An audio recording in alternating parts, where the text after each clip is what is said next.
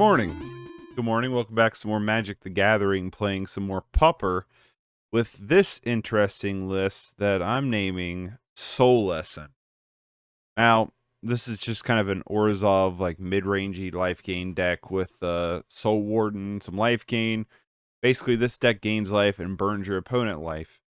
I found a list very similar to this on Goldfish. The real difference is I took out a 4th Epicure of Blood and threw in an Gotten Inheritance because that card's fun.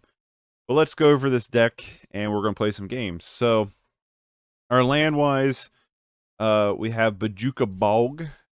Enters battlefield tapped, taps for black mana, and exiles target player's graveyard. And then we have a dog who's all up in my grill. 3 planes, 2 Radiant Fountains. Radiant Fountain enters the battlefield. You gain 2 life. It taps for colorless. We have Scoured Barrens. When it enters the battlefield, you gain life. But enters tapped. It's a white-black land.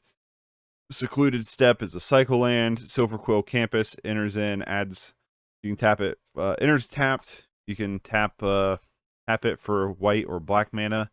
And then it has 4, tap it, scry 1.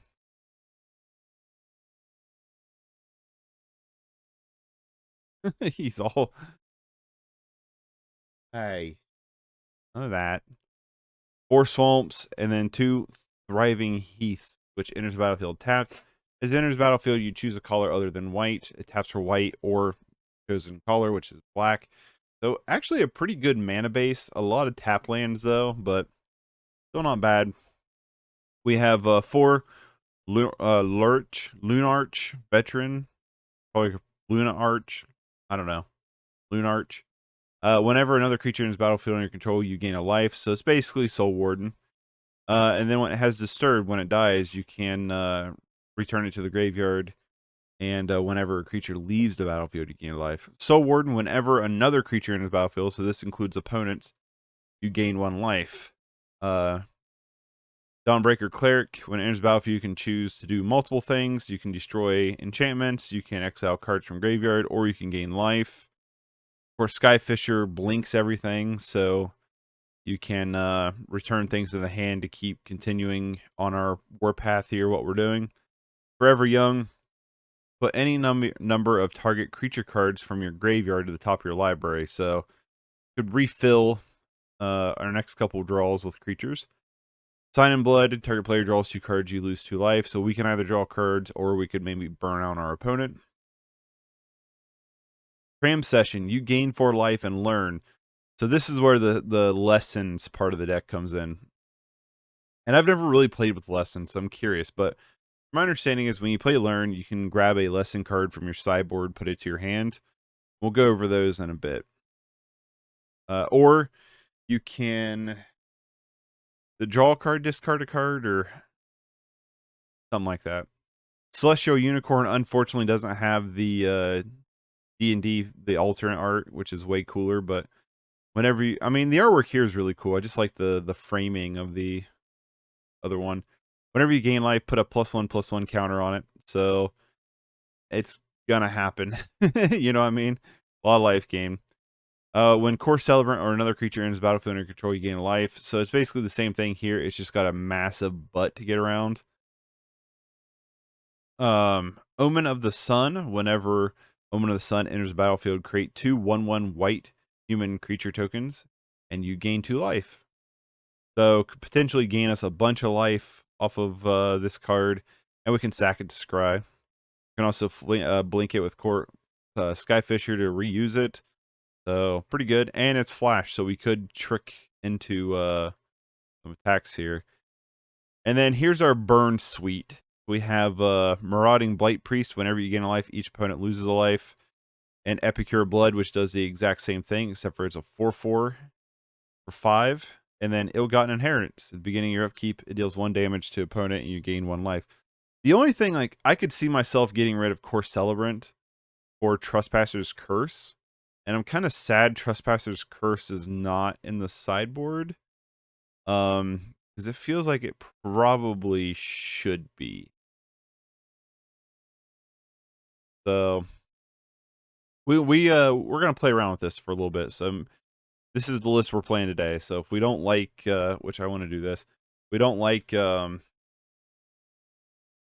this version, we can change things around the next time we go to play it. But in the sideboard, we have an extra Dawnbringer Cleric.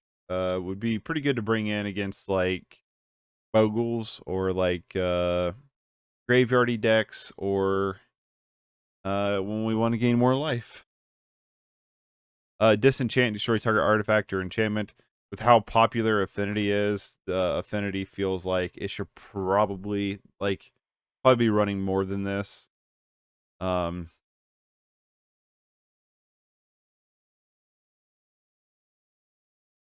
Stream Decker got the right deck up. Okay, cool. 4 Duresses, 1 Feed the Swarm, destroy target creature artifact. Creature or enchantment. Phyrexian Libation, Phyrexia's Libation.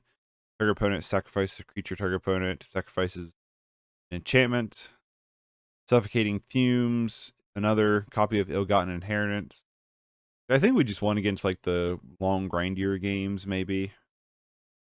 And then our lesson cards. Pest Summoning. Create 2 1/1 black-green creature pest tokens. Whenever this creature dies, you gain life. Environmental Sciences. Search your library for a basic land card, reveal it, put it into your hand, then shuffle. You gain 2 life. Introduction to Prophecy. Scry 2, then draw a card. And Introduction to Annihilation. Exile target non-land permanent. Controller draws a card. So that's our deck. Let's see if we can get into some games.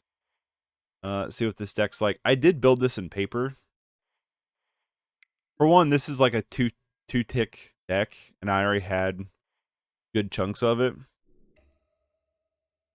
But I did build this in paper because it's really cheap to build in paper. I think the only thing that cost literally like any bit of money was Soul Warden.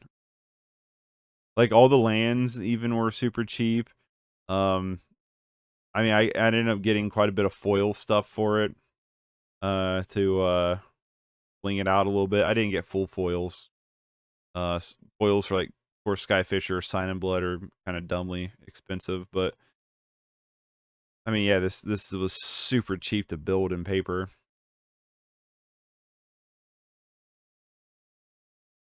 So I ended up building this. I think Bojuka Bog. I already had several Bojuka Bogs, but I think it would be the next bigger one in terms of price. But yeah, it's just a cheap deck that seems pretty fun, and I did get to play a few rounds of this in paper, and I just had a blast playing it. So I was like, how much is it to actually finish it? And I already had like Bojuka Bog, and I already had some cards, so it yeah,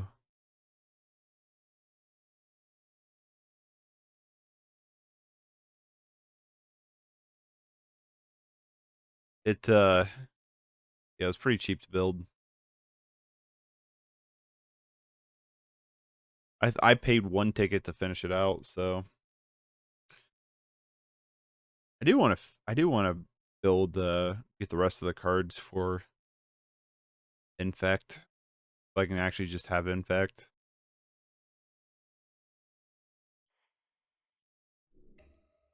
I figure with as many people as there is over here, we'd get into a game kind of quick, but maybe not.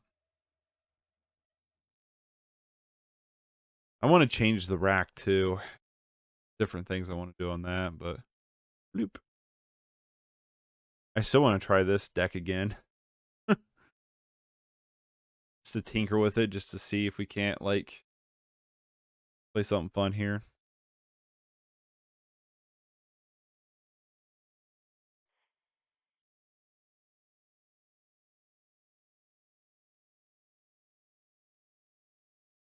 Also, I need to retry Goblins with Reckless Impulse. See what I think of it.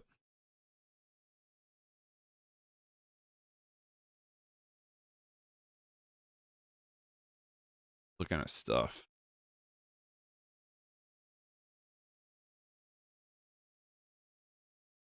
I really like Pauper. I really do. I like how inexpensive it is. I also like to try this deck out. To be honest with you, I don't even know why I still have this in thing. Oh, I was looking at that dredge build we were playing against that one guy. I've got a good chunk of what he was doing, but I don't have everything. I might have to piece things together. But I want to work on something like this too. That deck was super interesting. Card a creature card, return target creature card from graveyard to your hand. This, yeah. Yeah, so I really want to set up and running. If I remember right, I'll cut this out of for YouTube.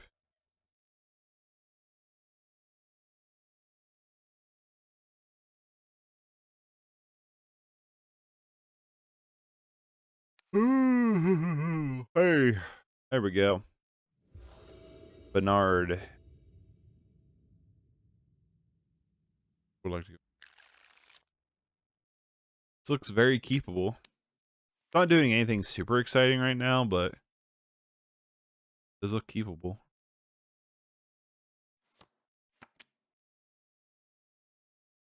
Lead on Lunarch Veteran. Lead on Swamp, and then throw down the Scoured Barrens. There's actually an argument for keeping the Scoured Barrens in hand for when we draw one of our relevant gain life cards. But I guess we could always flick it with Kor Skyfisher.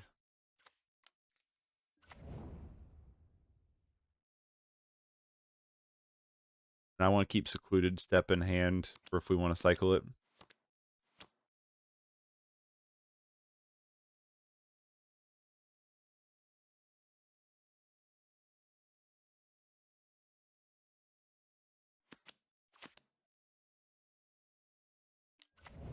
Horse and Elf. Ew. Playing Elves. I was like, let's draw Soul Warden. That'd be awesome.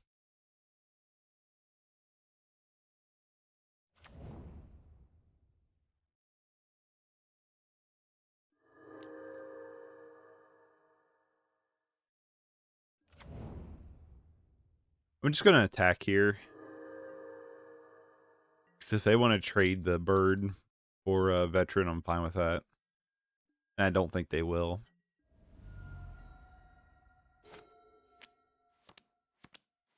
Yeah, let's not draw any more land. Let's draw preferably the unicorn.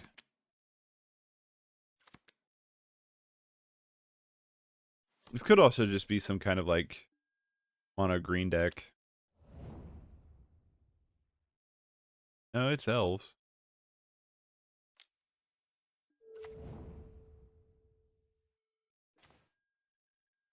Interesting.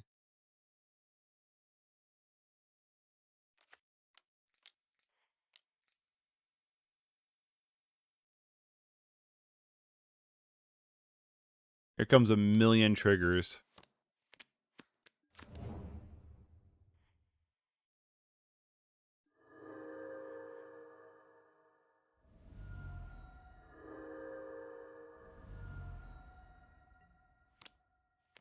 Gonna yield through turn, play Kor Skyfisher next turn, and flick the return the tap land to hand. Play it for turn.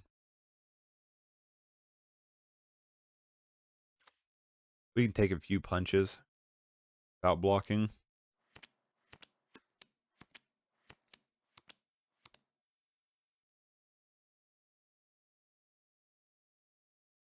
Tap 2 untapped mills, I had 1. Okay. I can't remember which one that one does.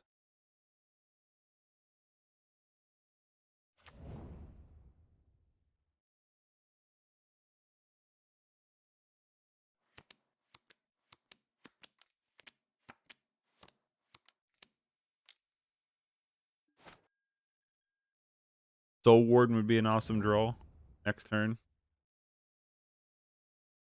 Whenever you cast an elf spell, you may. Yeah, Soul Warden would be an amazing draw.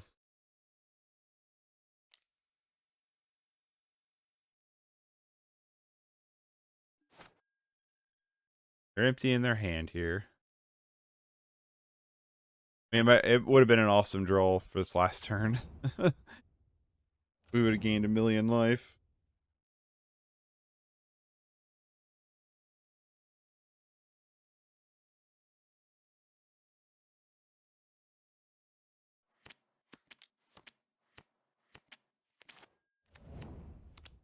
I still like my plan, though, to blink the tap land. There's an argument for blinking one of the Lunarch Veterans to hand. But I don't think it's a very good one. They don't have any of the real big, like, crazy ones yet. We draw Epicure of Blood. So, I kind of like actually just blinking one of the Lunarch Veterans to hand. We can get down this Epicure of Blood next turn.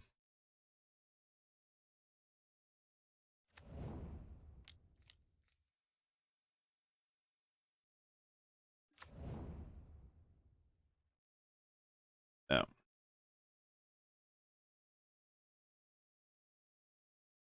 Well, that didn't work out.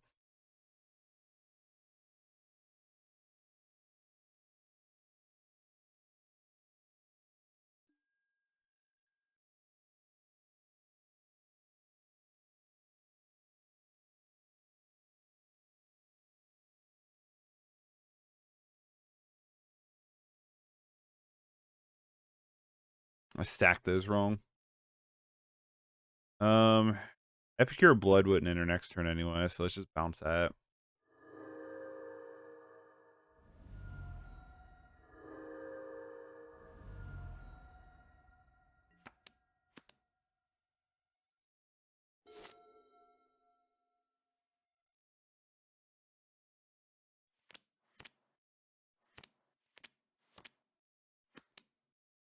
Yeah, that was a misplay on my end.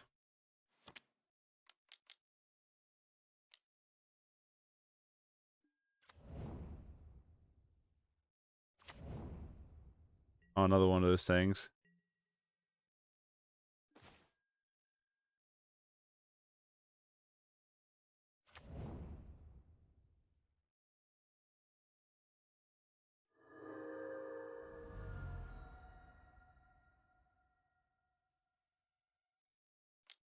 I am going to cycle this. Nice.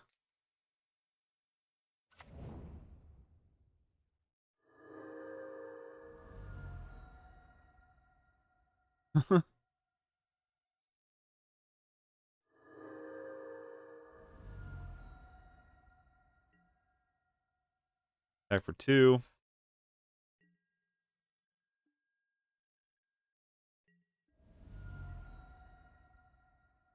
We draw an untap land. I'm pretty sure we just win the game outright.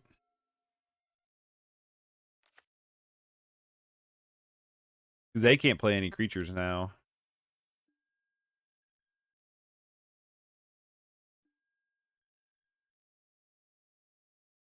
See what they get. 3. Get 3 critters. I think they're going to kill themselves, actually.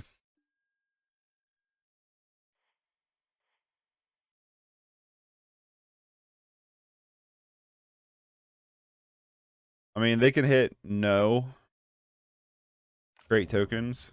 Oh, they didn't. Well, I think they saw it now.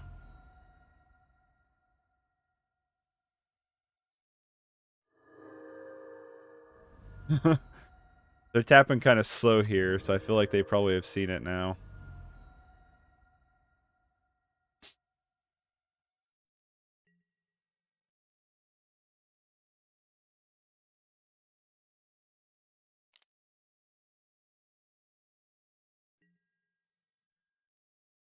I don't know if they can win with this attack or not.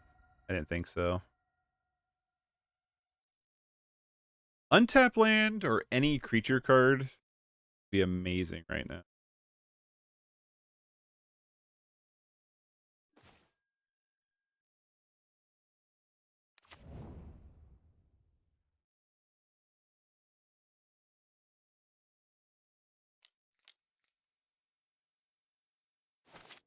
Actually, check this out.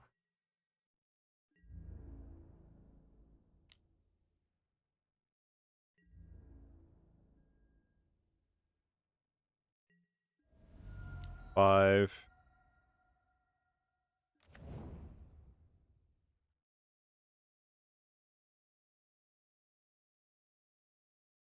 stack these actually correctly.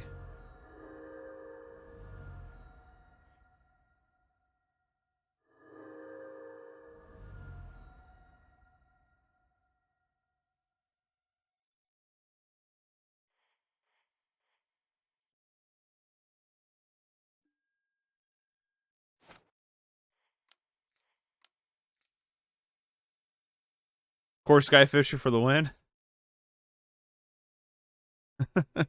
Nice. All right.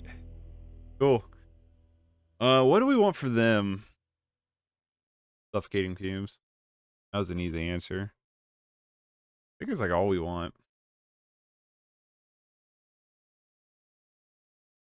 Right? Maybe feed the swarm. Deal with the more annoying ones.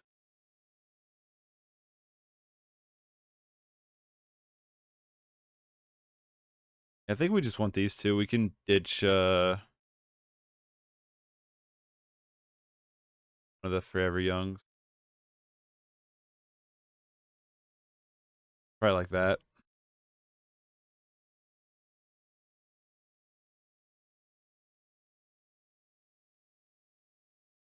Well, game one went really well, so we'll see how the other game goes.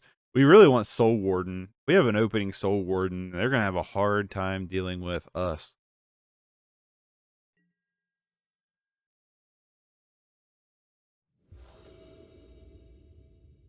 Soul Warden's our best life gainer. That's for sure. Ooh. No thanks. I think we mulligan.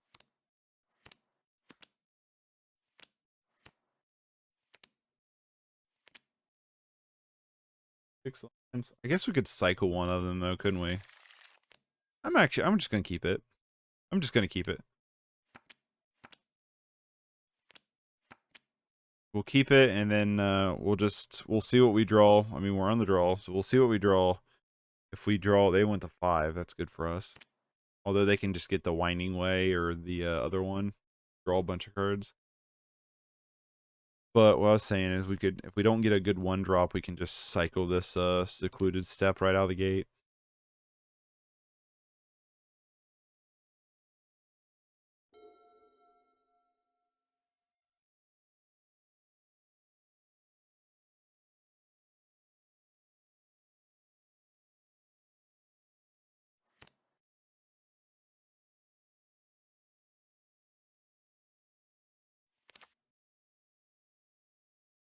Cover Forest, Elvish Myth.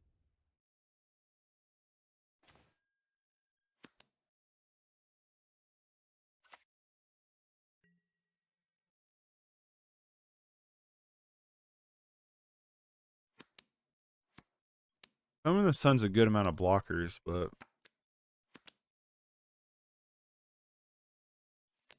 not the best draw we could have had. Sure.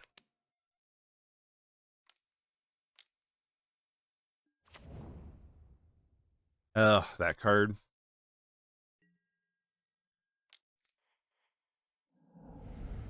Radiant Fountain.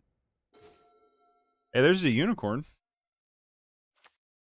Oh, I should have played the Silverquill Campus there. Oh well.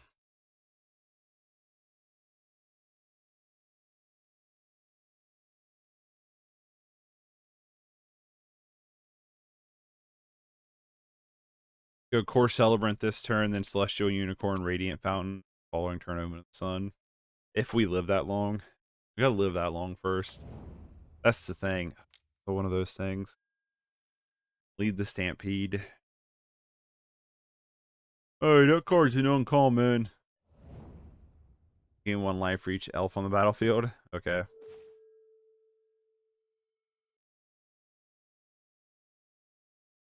Alright.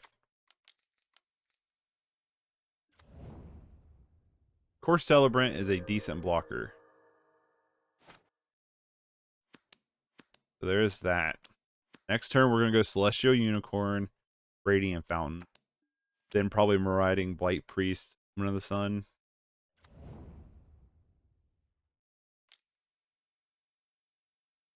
We're going to be in this weird life gain Lockstep, though. That's for sure.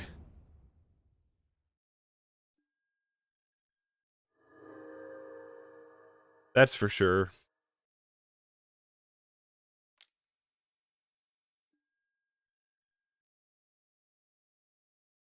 Oh, there's the Timber Watch. So we really need to find something to kill that with, or we're dead. What a hell of a mulligan to 5, right? Easy beats, man.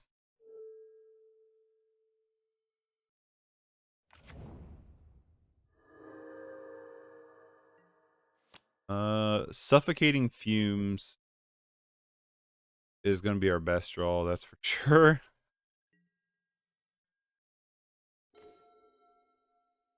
But I'm pretty sure we lose this game.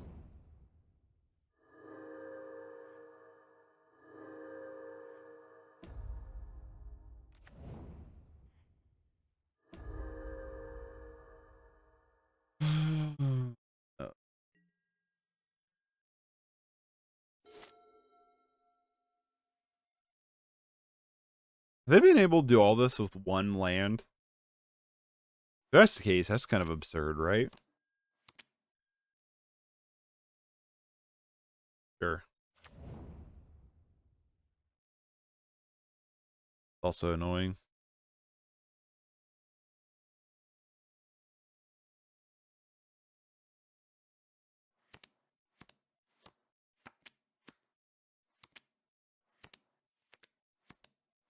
Bleh.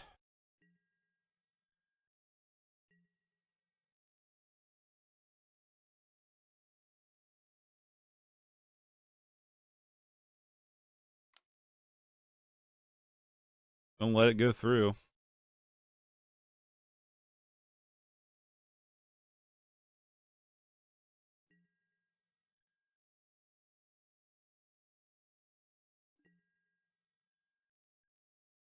Didn't damage already go through? Yeah, pumped it a little too late.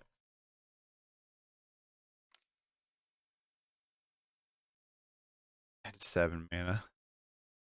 Oh, this deck's insane. Sure. It's annoying because they can pop our Omen of the Sun tokens. Oh, they can do 1 damage to me? Yeah, I would love to top deck Suffocating Fumes here.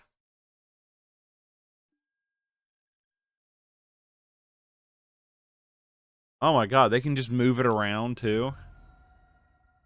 That's wicked annoying.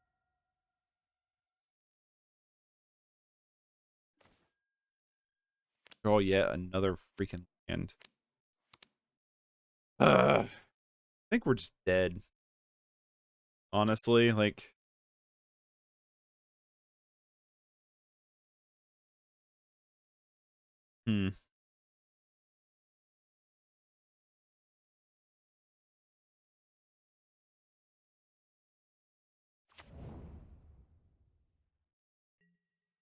Hold up this Omen of the Sun for now.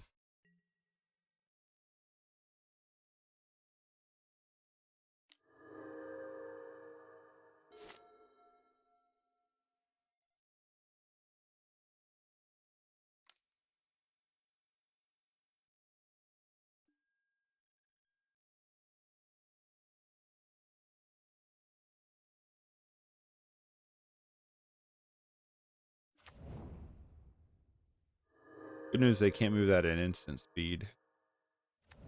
I can throw a chumper.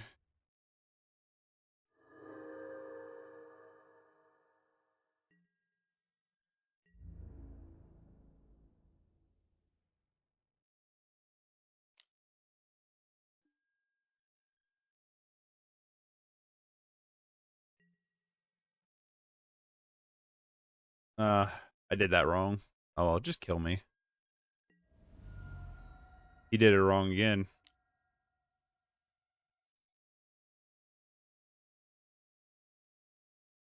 Oh, that's good. Good do it on your block step, bud.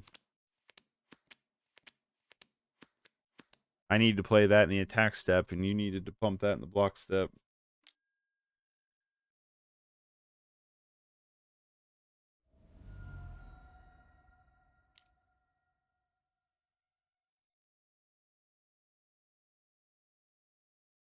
You can just do that like 3 more times. It's so stupid. But you can't tap that one, so...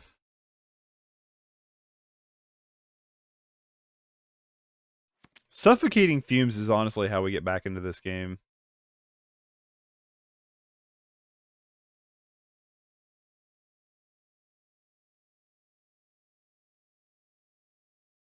We need top deck Suffocating Fumes. Alright, they figured it out.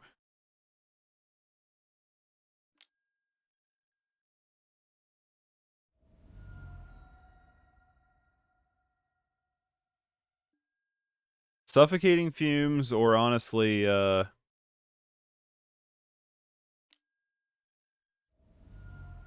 Feed the Swarm would help.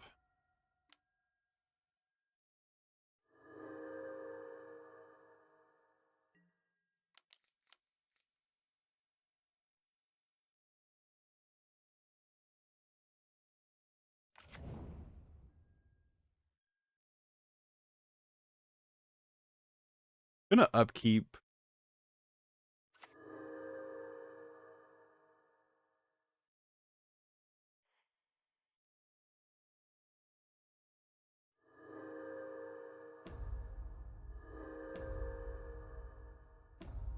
Gain a million things here.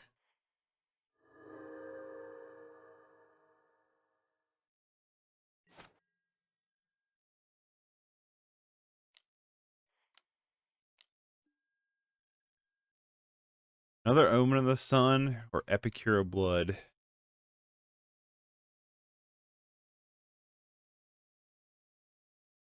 I'm like, do I really want to draw either one of those? If I want to draw any of those, it'd be Omen of the Sun, right?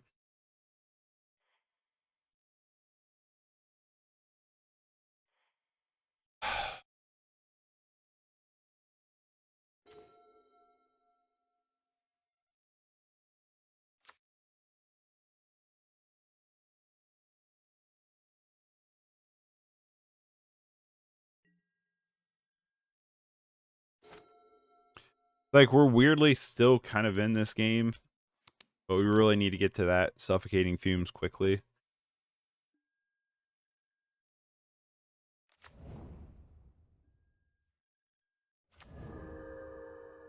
Now let's see if we can do this Omen of the Sun correctly this time.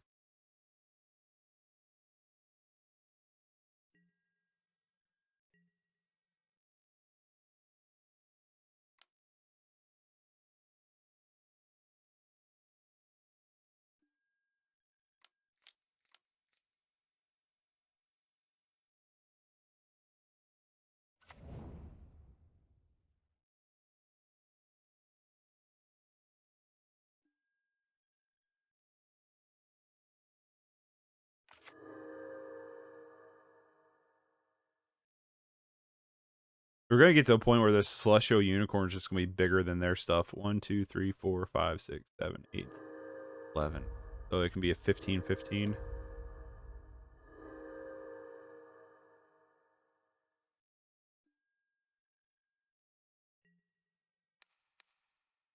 Doesn't have trample, so...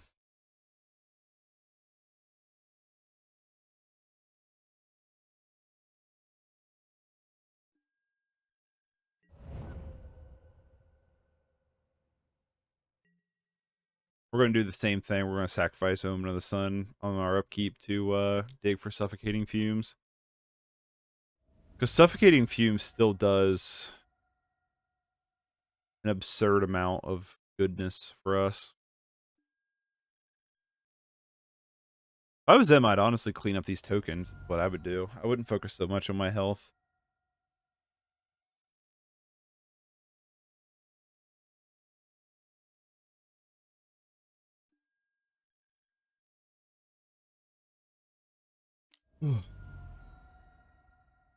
It's like Suffocating Fume doesn't deal with these two, but it'd clean up the board so much it would swing heavily in our favor from there on out. So yeah, it's like we really need it You know what I mean? It's coming next turn.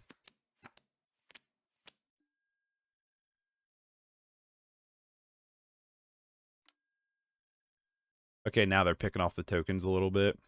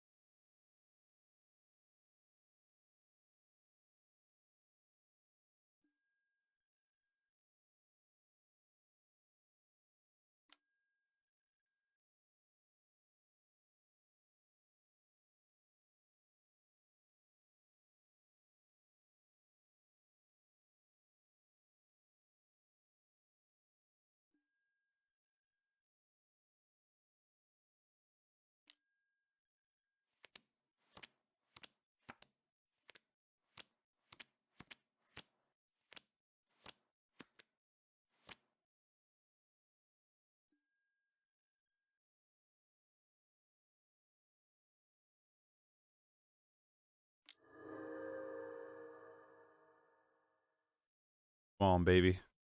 Let us see a Suffocating Fumes.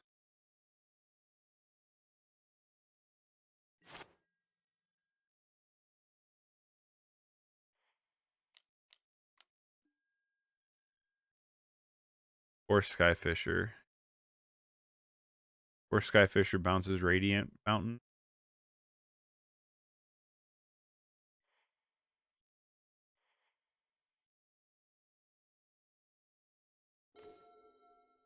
Lunarch Veteran.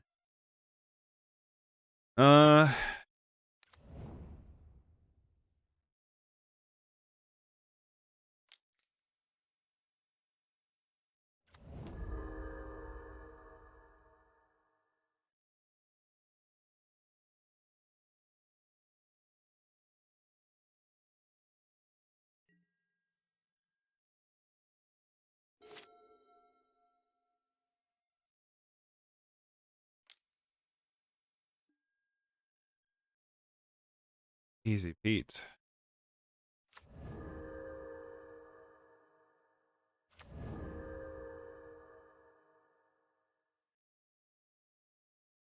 Come on, Suffocating Fumes.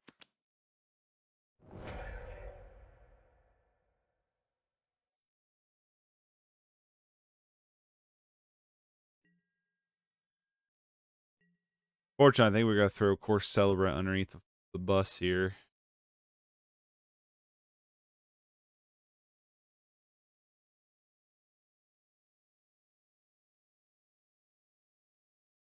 Yeah, they figured it out. All right. Good game 3. On it back.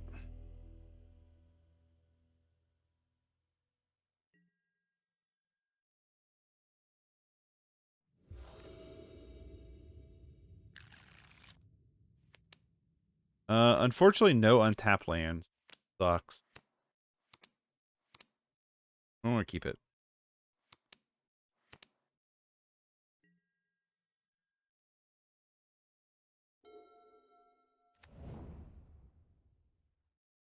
Turn off stops here.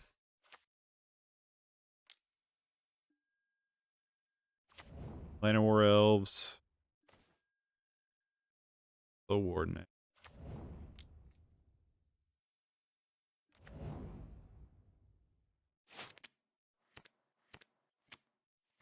Dump Soul Warden and Lunarch Veteran next turn, hopefully. Maybe. I mean, they might just dump a million things here, though. Remember Watch Elves. That one's the worst one for us to deal with, that's for sure. Cram Session. What do we have over here?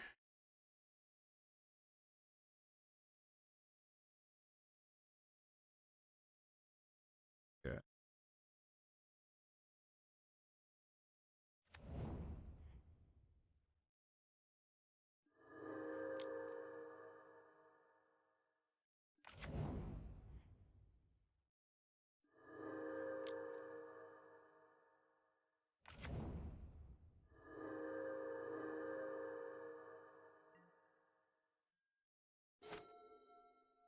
Don't need to find Suffocating Fumes or something. I gotta remember exactly what learn does.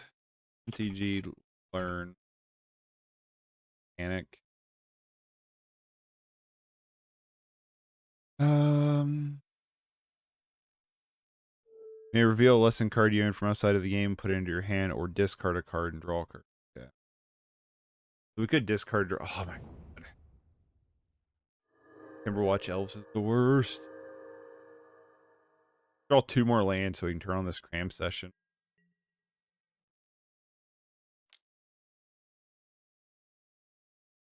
Go make it a 3/3. 4/4, I mean.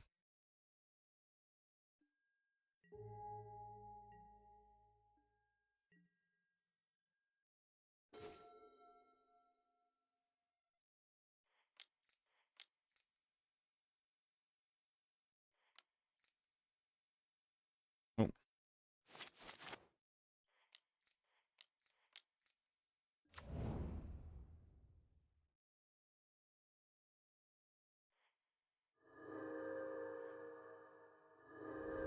Just lightning bolt them.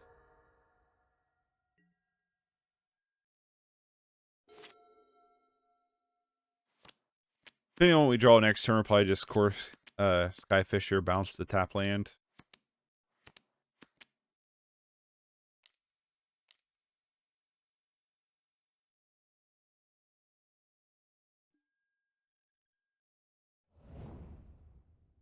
They find another Timberwatch and a Priest.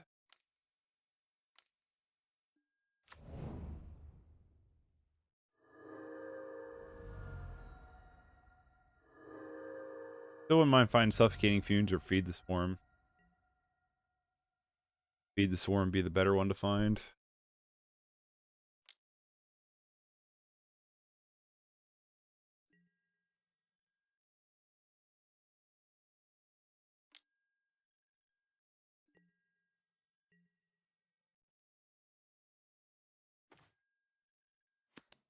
I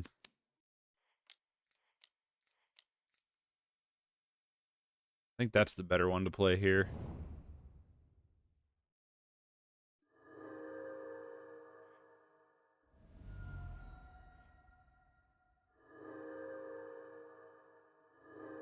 A million triggers.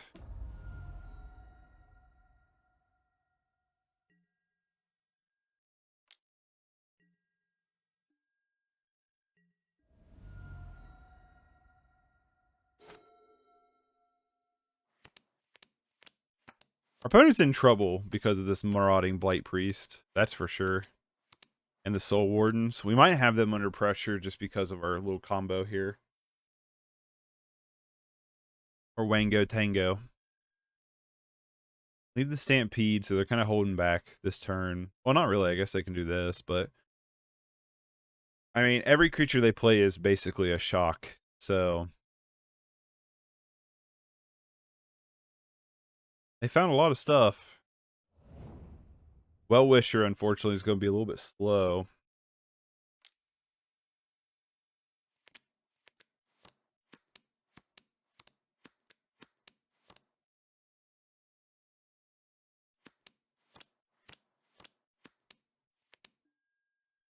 There's Well-Wisher. Docks him down to 6.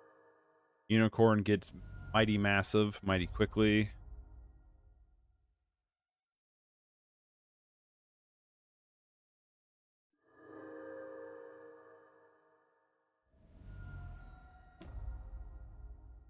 Go down. Why did they only go to 7? Aren't they at 8? Maybe they were at 9.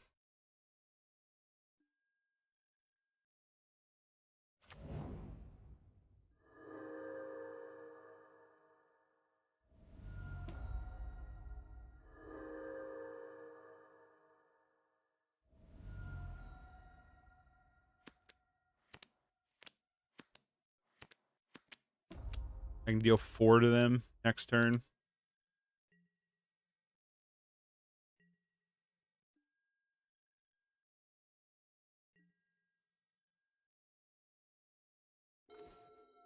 Or we just win? No, we don't just win, do we? It's still only 4. No, it's win. They do this.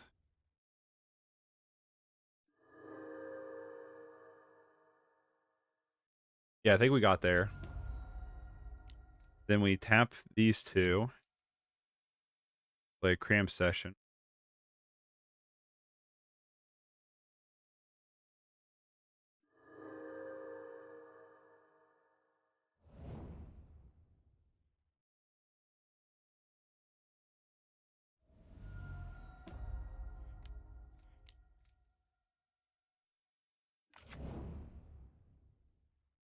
Skyfisher always goes on the stack first.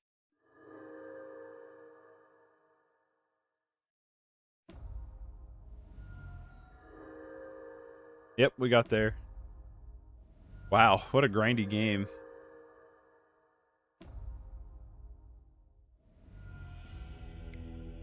Got there against Elves. Nice. Very grindy first match. I was really surprised we got there, honestly. But yeah, we did. The amount of like triggers in this deck is absurd. Just trigger after trigger after trigger. I like it though. I like it a lot. Game 1 took, almost 50 minutes or so. It is taking a while today though to get into games, unfortunately.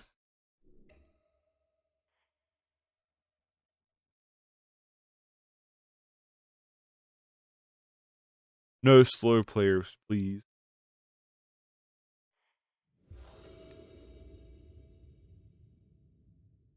All right.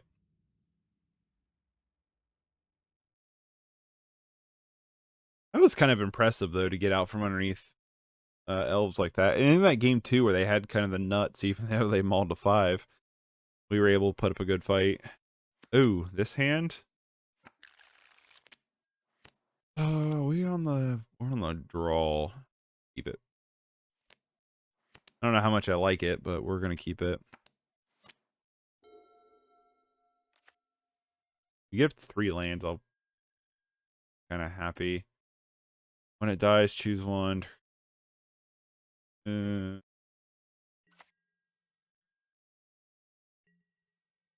this is some kind of sack deck. Land. Throw you down.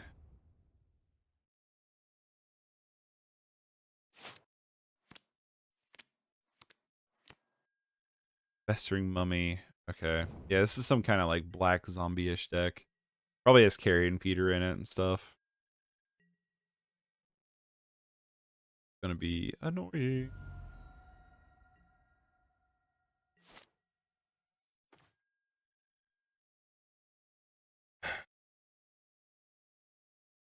Like, why couldn't you have Flash?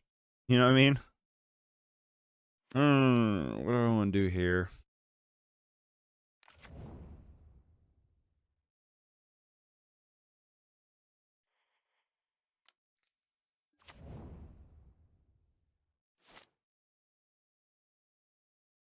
Just see what our opponent does here. Next turn, I'm going to attempt the Unicorn.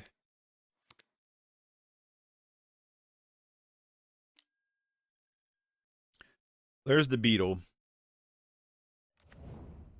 My guess is Carrion Feeder's lurking around here somewhere. Our opponent seems to be stuck on mana.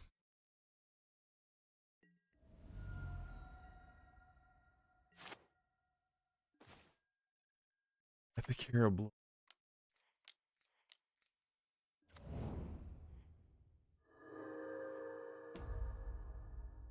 I'm going to go ahead and attack with Lunarch Veteran. If they want to block with the Beetle, I'm more than happy to do this. And things. Down the Unicorn, it's relatively big. They found their second land.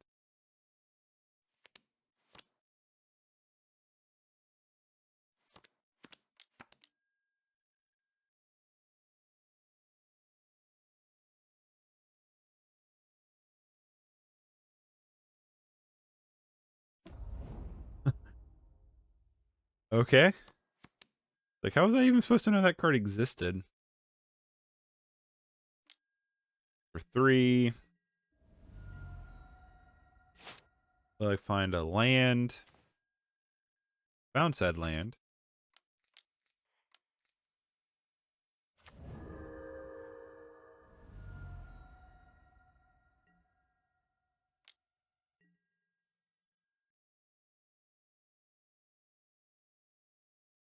Seamless inversion. Interesting. Like spatial contortion. Black.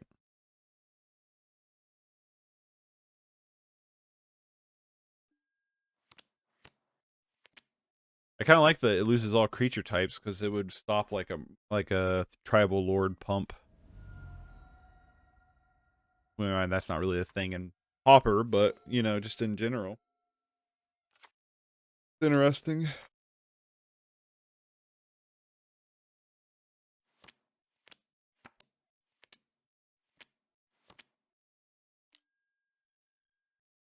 Player sacrifices a creature.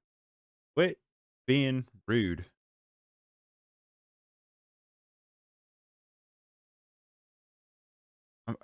My thought was to do the Blight-Priest because I have a second one, but I don't know if that's right, actually. Probably not.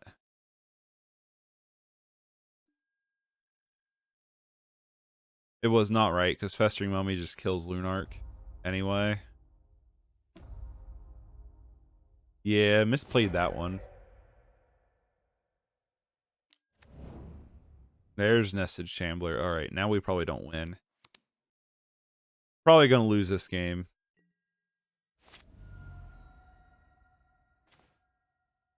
Let me just draw another Epicure of Blood. Cram Session.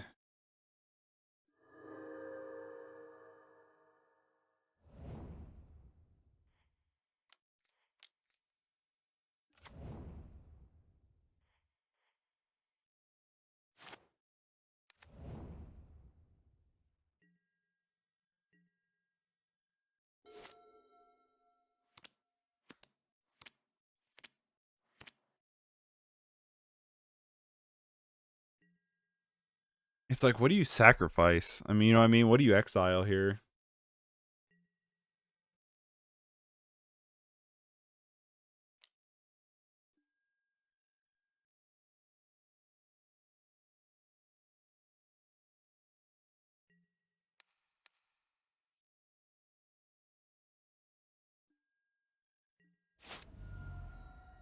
Why did they not stack it for Nested Shambler? You know, maybe that was just a misplay by them. Second Nested Shambler. Oh, because it's Nested Shambler. It's not Carrion Feeder. What am I thinking in my head? I'm thinking it's a Carrion Feeder.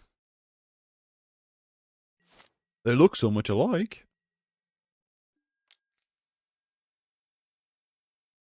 Soul Warden. Blight-Priest.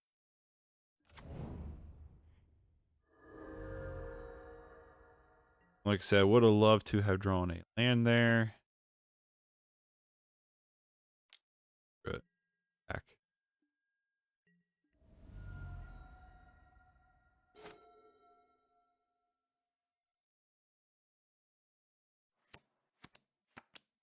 Yeah, if we can get one of our lands, I'll feel a lot better about our lives. We'll annihilate the beetle. Nameless Inversion. The 100th time.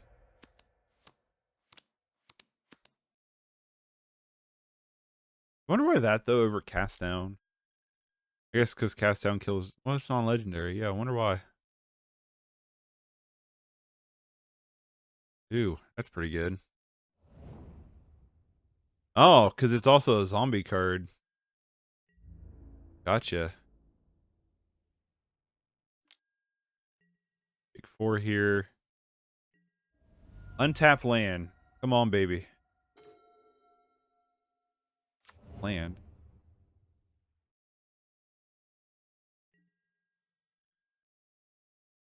Gonna attack because they have that contortion hand.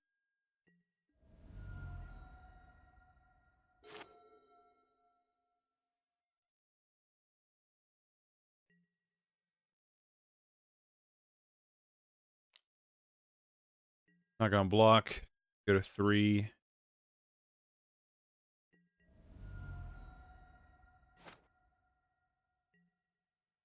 Draw the unicorn.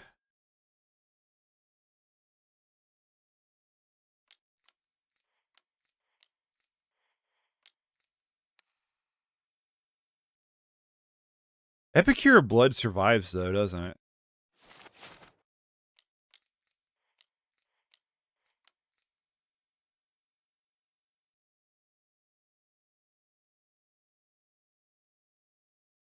I was saying, is like Epicure survives for a turn.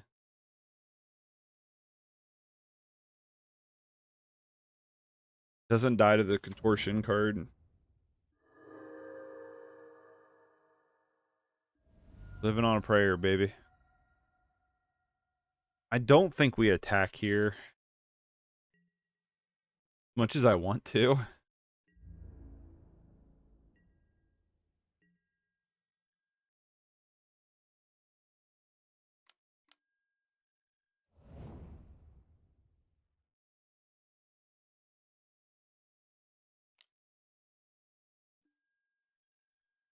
Use both of them on it, okay?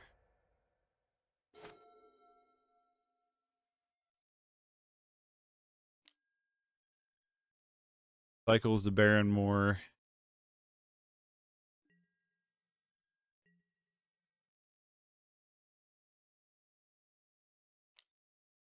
Oh.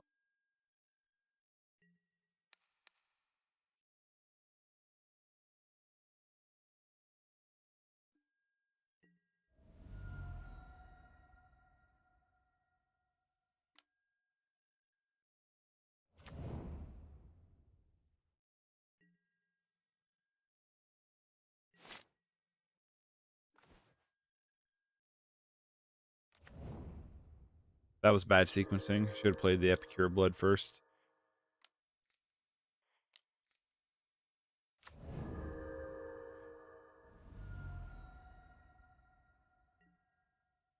Oh, well, let's see if we can eat the beetle here.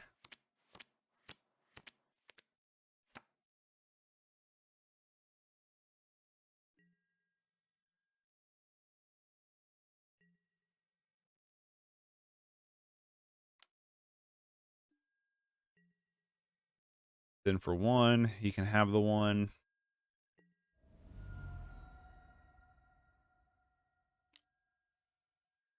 Those shambling gas.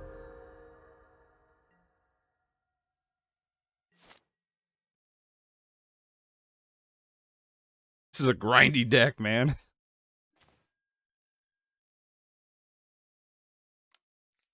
2, 3, 4, 5. Goodbye, beetle.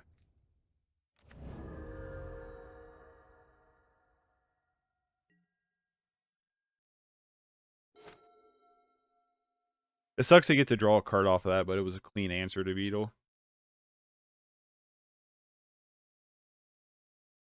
These gas can just attack all they want. I don't care. Next turn, we're going to play the... Pretty much no matter what we draw, the unicorn's coming down. That's our way to try to win. Ugh. And it should grow big enough to be outside of nameless inversions hit range. Because he'll get 2 counters on it.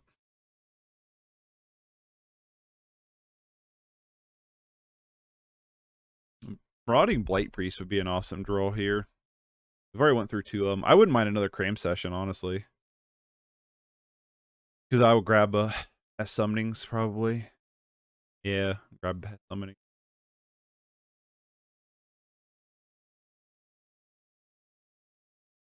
I like this deck a lot. Like a lot. A lot of stuff happening with this deck.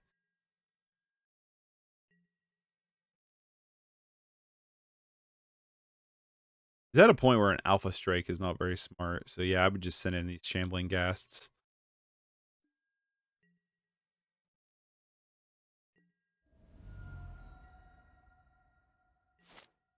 We draw. Another unicorn, nice. That was a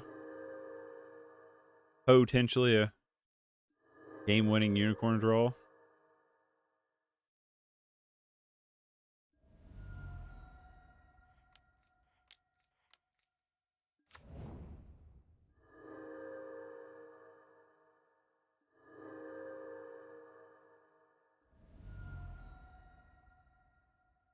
All right, then.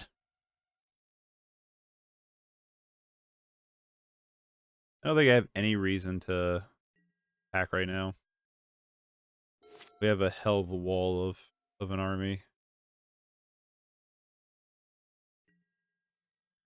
I don't really have a reason to block these shambling. But yeah, that's what I was going to say. If I was them, I'd really hold these shambling gas back. But we could just untap and win.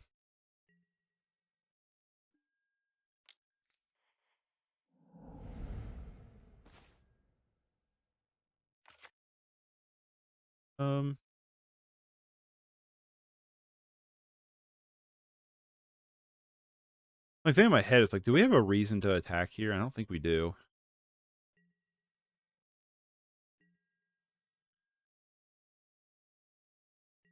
I'd rather just play it safe.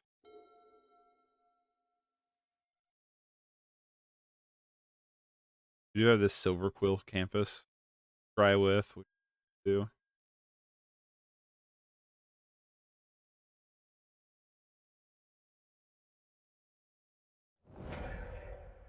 By Soul Warden.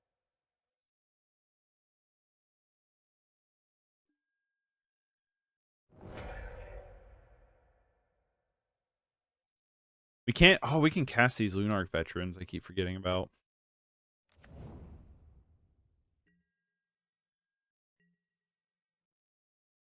Don't imagine the attack here.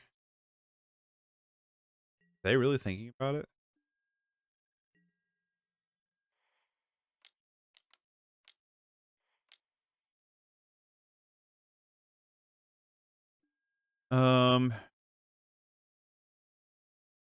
But on top. Pretty good draw.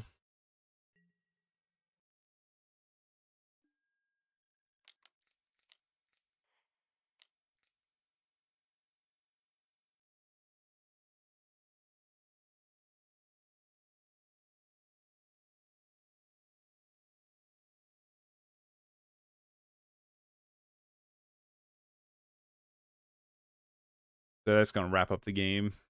So I can just upkeep kill them next turn. With just ill-gotten inheritance. We're going to get the ill-gotten inheritance win. That'd be pretty sweet. He's got to read it. Take your time. It's a pretty sweet little magic card here. Disturb our veteran here.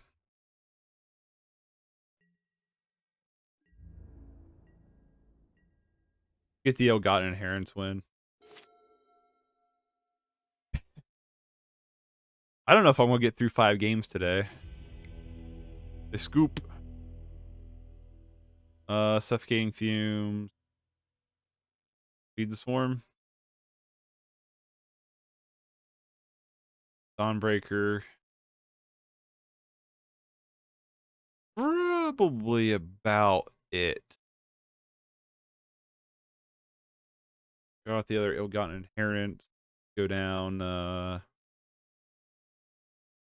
Have removal, so I kind of like Forever Young here. I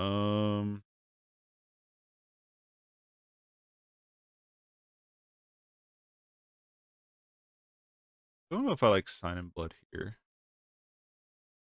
I like Epicure because it's big. Go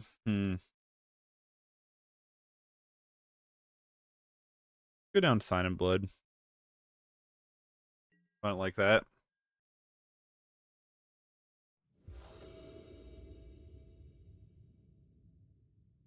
Our mana is a little weird because, like, I mean, it's really good for a Sense of Our Colors, but, like, so much of it enters in tapped. So much tap land. Literally. That's all that's in our hand right now. Tap land. I'm going to keep it. Planes off the top would be kind of nice. We could lead on Veteran. No such luck.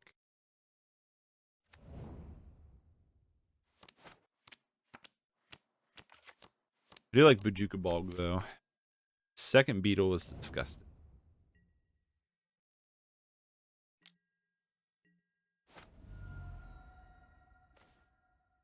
Or Skyfish. If we could flick Dawnbringer or Bojuka Bog. Oops.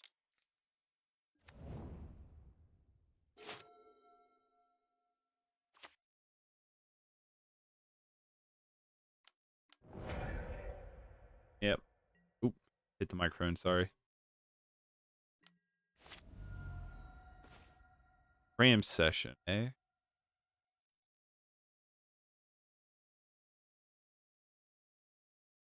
We on tap lane, we could Pest Cram Session. Pest Summoning.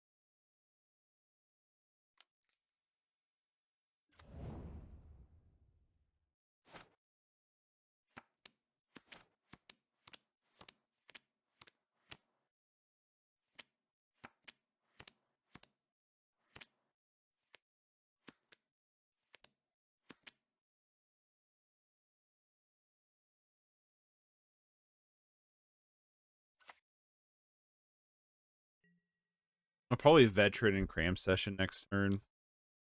Probably what I'll do.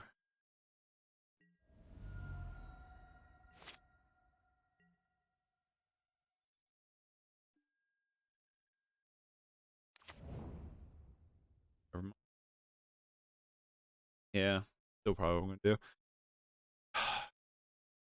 I could just Dawnbringer Cleric too. Hmm.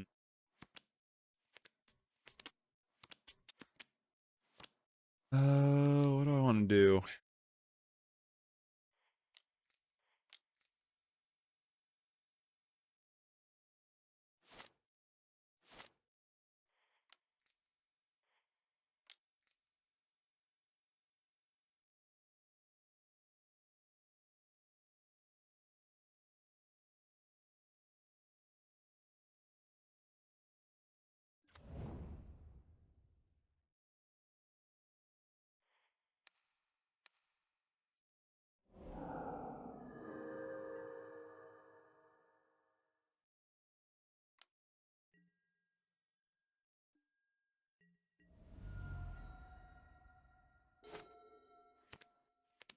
So I really want to set up this Epicure of Blood really badly.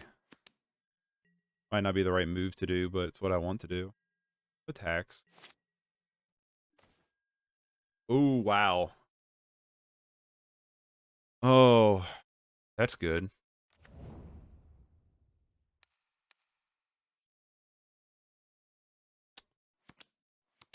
So we could definitely not play in Kor Skyfisher. We could just flash in Omen.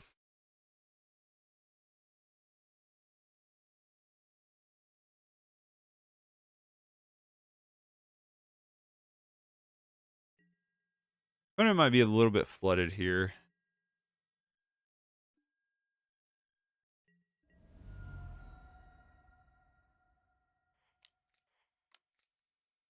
I think I'm going to Kor, gain some life here.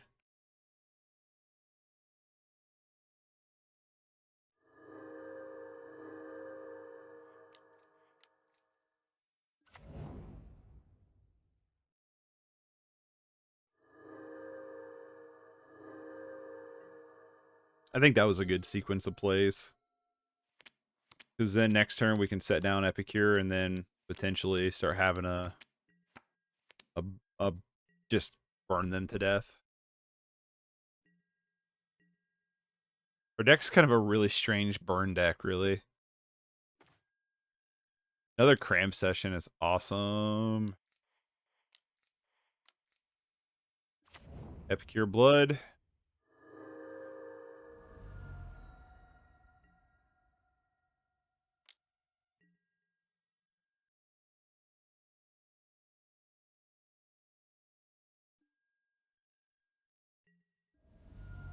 Next turn we can Omen and Cram Session, grab Pest Summonings.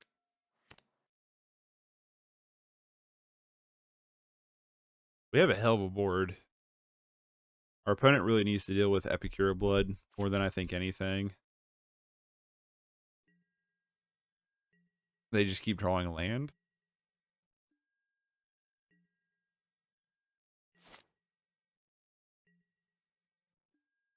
As much as I want to be greedy and set up that third Epicure, I think we just Omen here.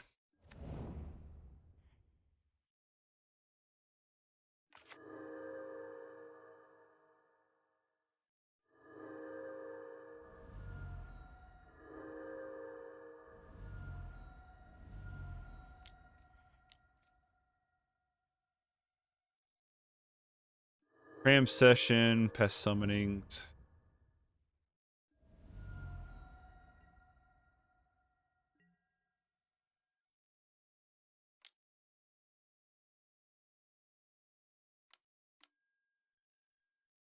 Yep.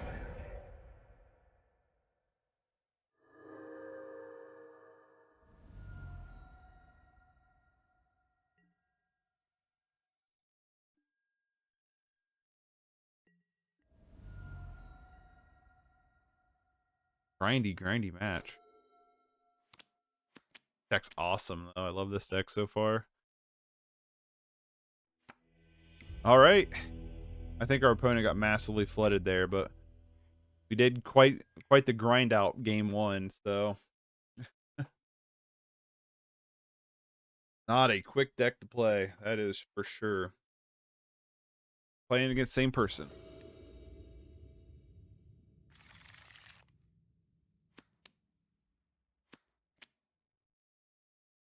Slow. Very slow hand.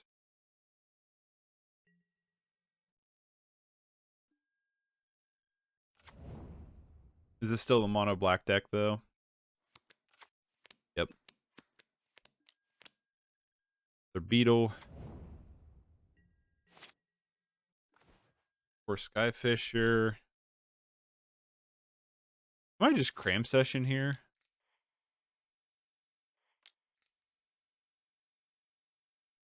For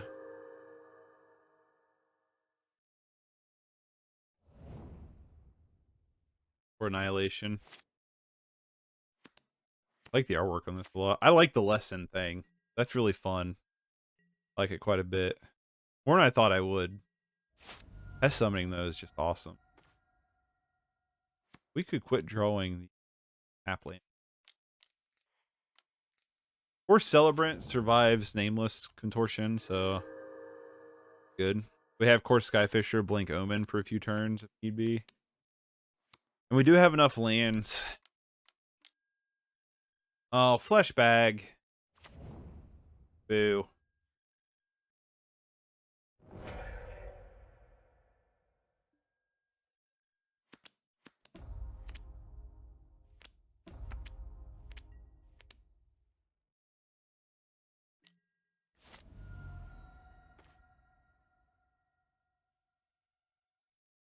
Throw a Radiant Fountain.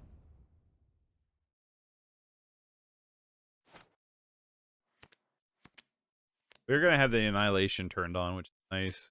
We need to draw something that's a little bit more relevant, though, what we're doing currently. I think I'm fine with him hitting up 3 here. We're going to flash this Omen of the Sun in on the step, I think.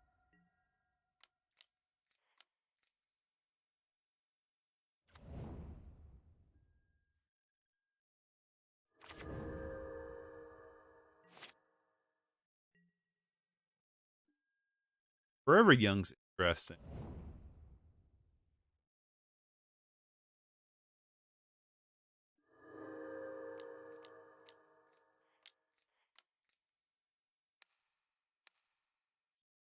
Goodbye, Beetle.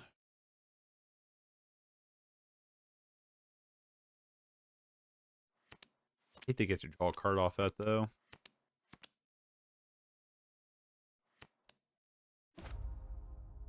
Did Deadly dispute it? Pretty good.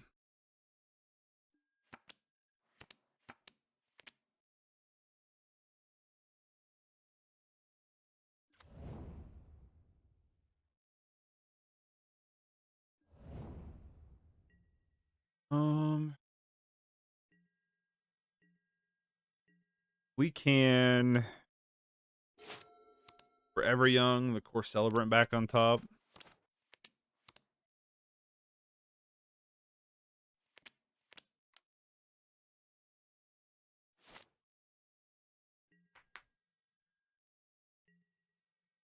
Not blocking.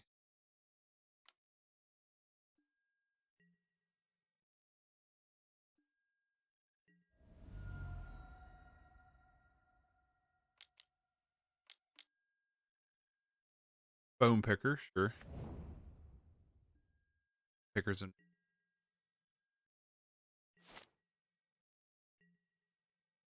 that's. So let me see here.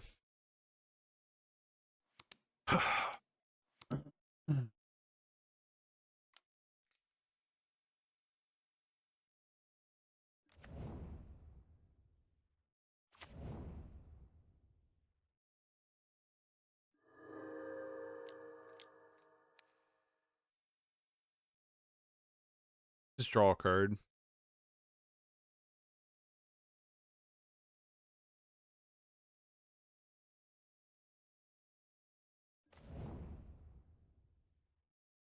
That was a good one.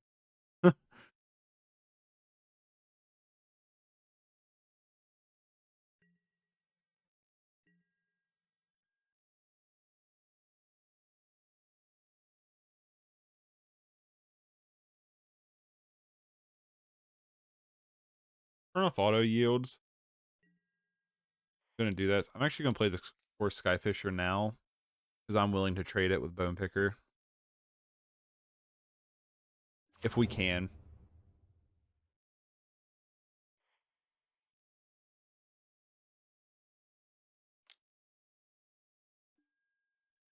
Get out of here.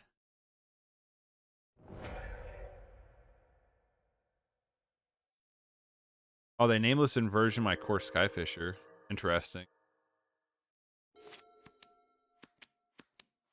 But they were doing it to Soul Warden.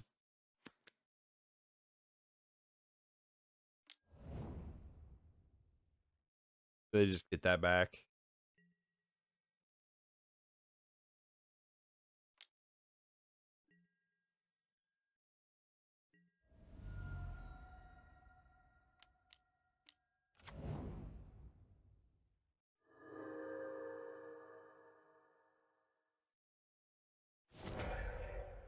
I mean, Festering Mummy just kills Soul Warden anyway. We're in bad shape.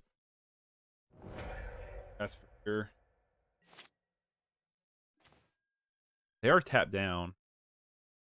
So if we go, like, gain 1 life, so it gets 1 counter. It still dies. And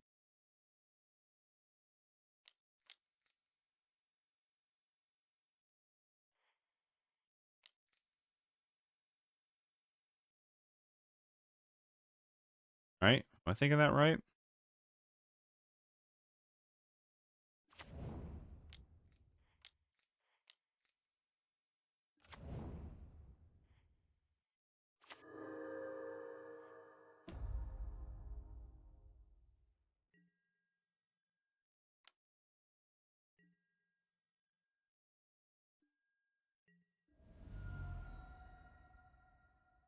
Yeah, I think we're in bad shape here. Our opponents had really good draws.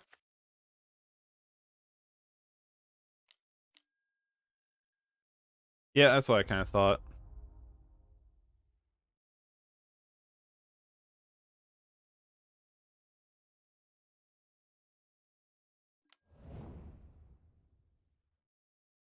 And they just keep rinse and repeating with that.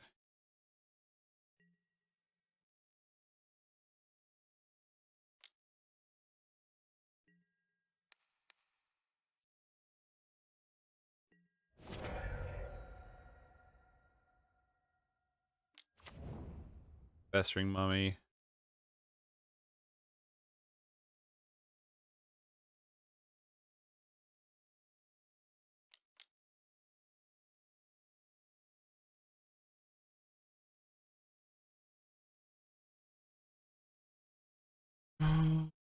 What are they playing now?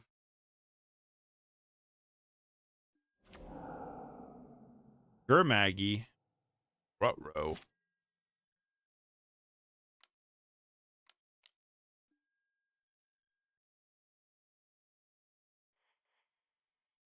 Put on bottom.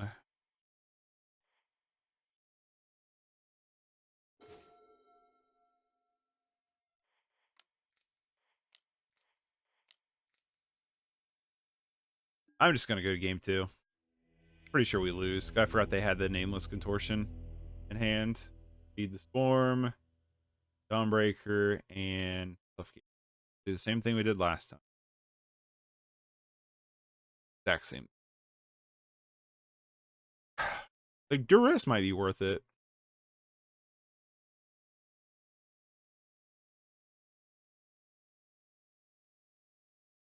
I don't think so.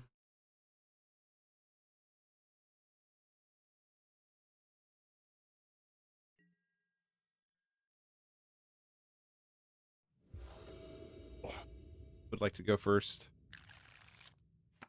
I'm gonna keep this hand. It actually does stuff. Which is nice.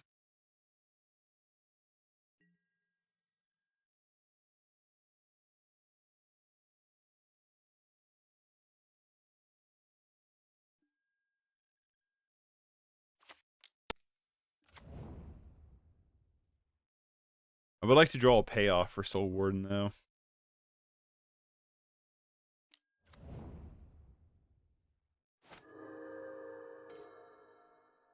That's a payoff, but blow of a payoff.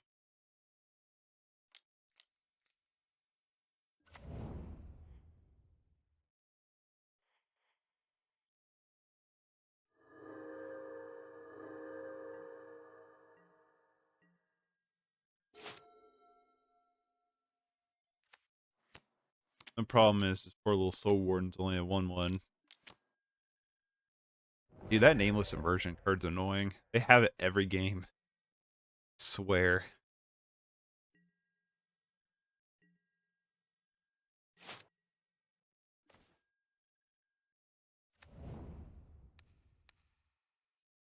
Not allowed to have that back. Alright. What do I want?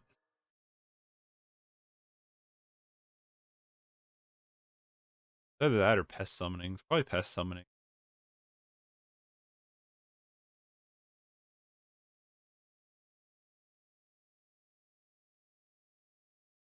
There's an argument for this, though. Get an extra land.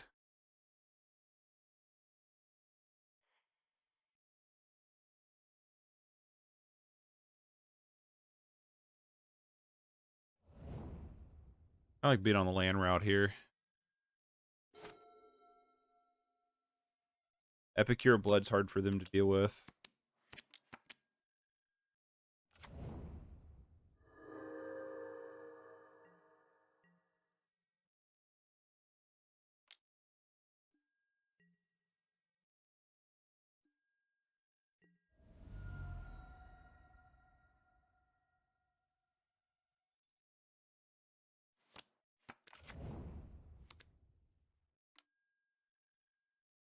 There's the Beetle. Radiant Fountain.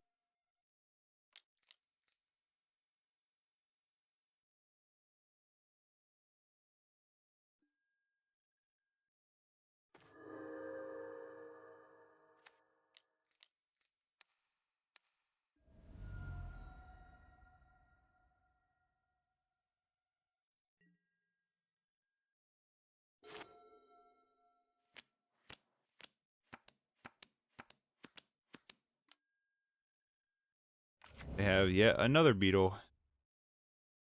Yay.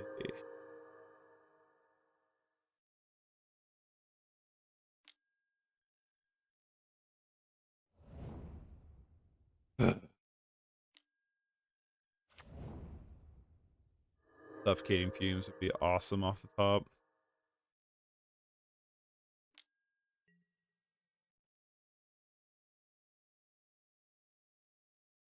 Could you imagine Kor Skyfisher and then Suffocating Fumes? Bounce the Soul Warden back to hand. Alright.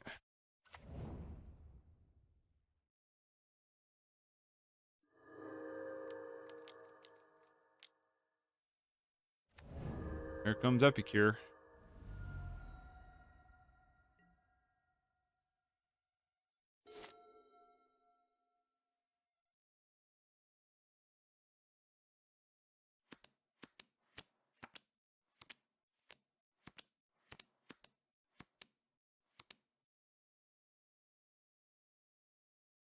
We can survive this round with Soul Warden.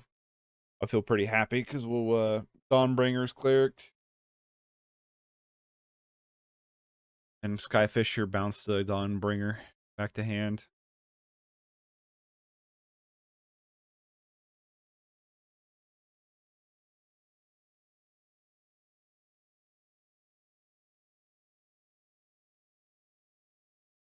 At least that's what my my plan is as of right this very second.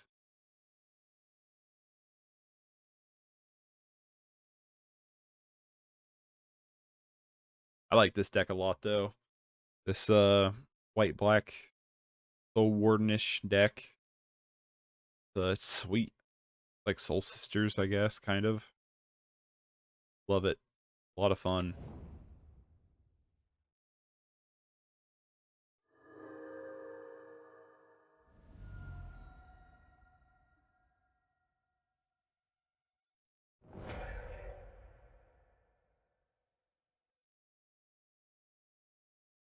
I had to get rid of the Soul Warden or else I'd kill it with the stupid Festering Mummy anyway.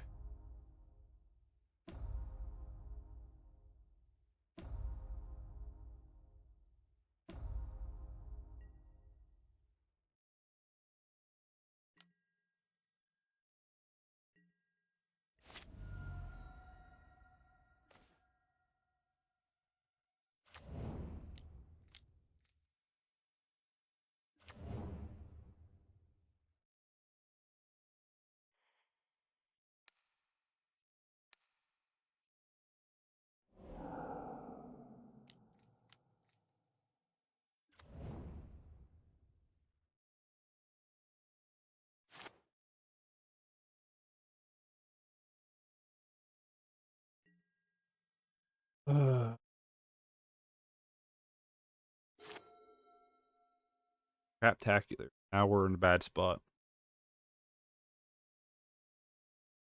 I like how we pretty well won the first 2 games against them, and now we're probably going to lose the next 2.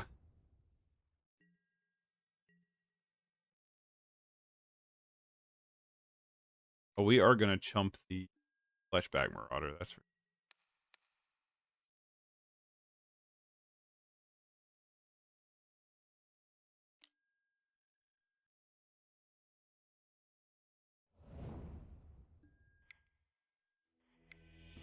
Oh, they're going to do that. I'm just going to count as a loss and play somebody else. That's not the Mono Black Sack. So we're 1-1 against Mono Black Sack. I do feel like our opponent ran much hotter the second match than they did the first match, but... Ooh, this hand. We'll play here. They are. See what happens.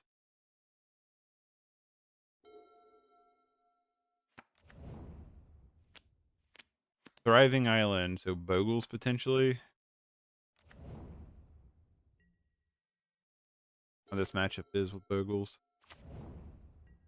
Oh, Tron.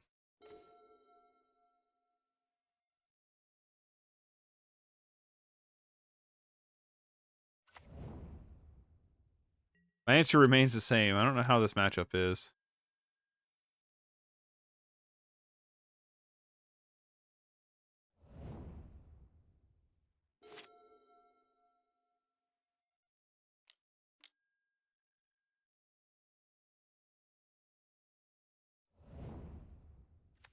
A lot of impulsing. All right. Well.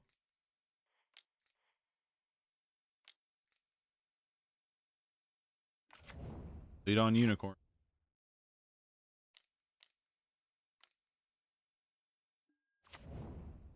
Mole Drifter. Sure.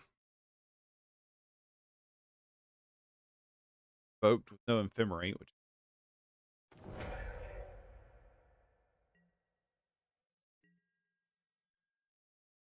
Dang it, I didn't realize it was my turn.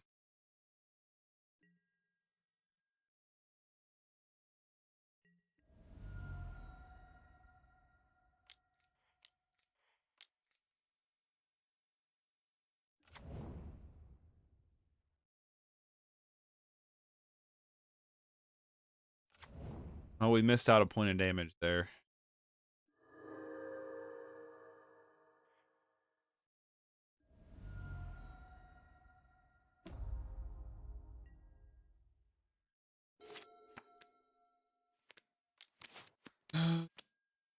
Next turn, though, we can Blight-Priest #2 and Skyfisher.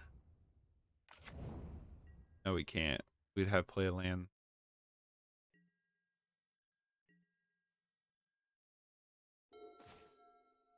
Okay.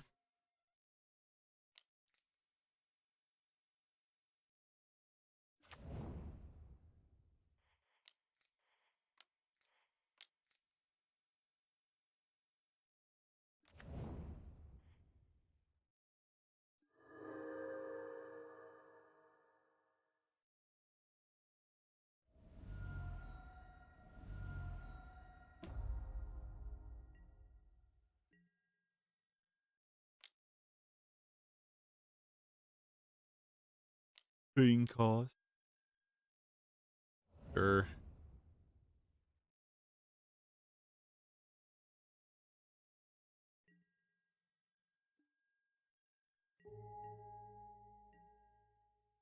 Bog. Well, the good news is Bog doesn't prevent these abilities.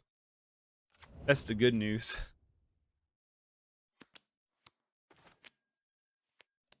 Kor Celebrant, eh?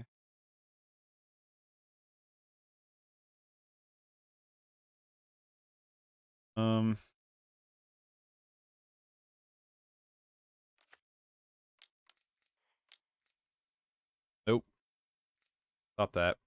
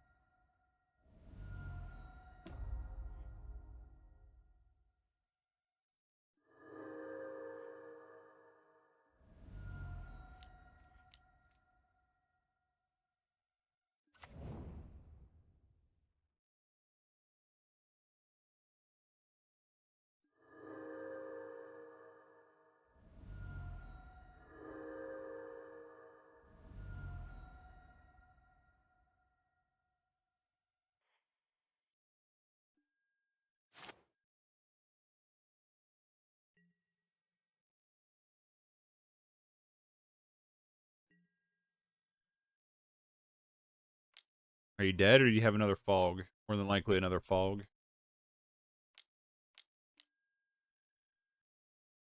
Yep.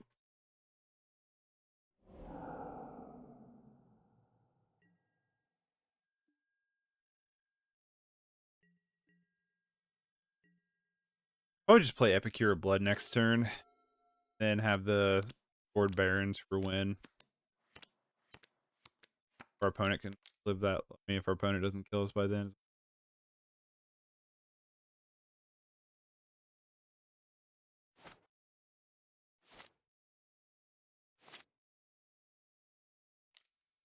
Who our opponent does.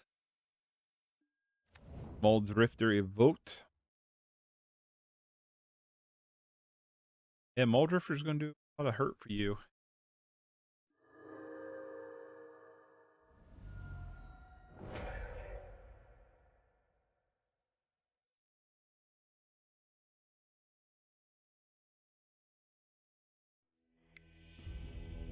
All right. So against Tronny Boy here. What just Duress? What else?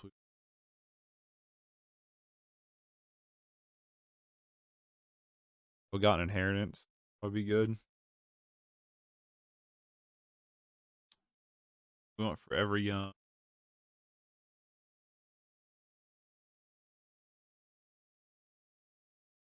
Why trim out the unicorn? We're not really doing damage, right? That's my thought process. We're not really like here to attack, I guess, on this matchup. Could be very wrong. That's a mulligan.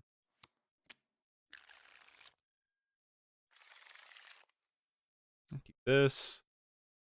Bottom the Celebrant.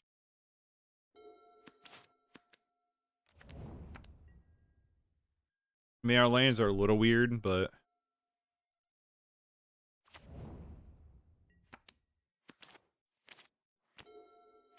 we're gonna duress them next. I think. Like they're probably gonna get Tron online. Frustrating.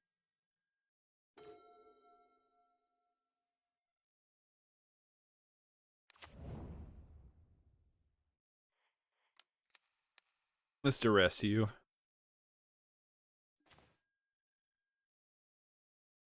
A bajillion Bonder's ornaments.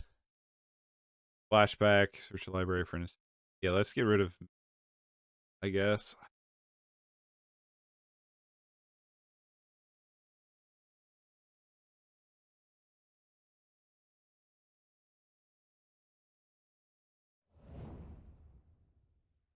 Let him only be able to use it once, I guess. My thought.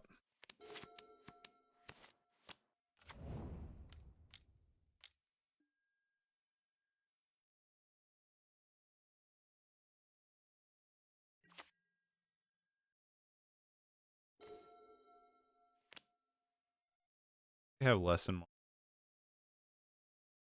Nothing that exciting.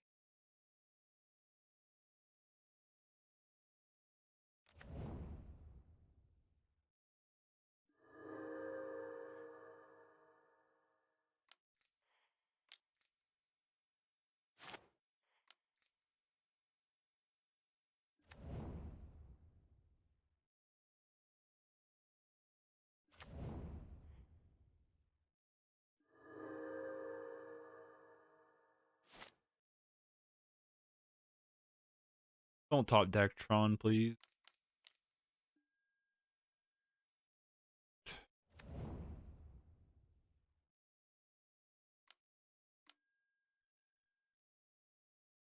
Top deck Pulse instead.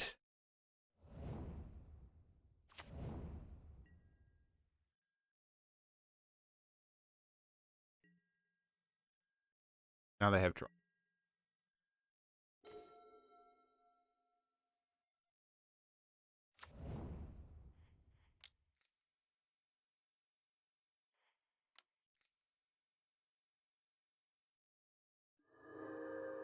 Just get. Now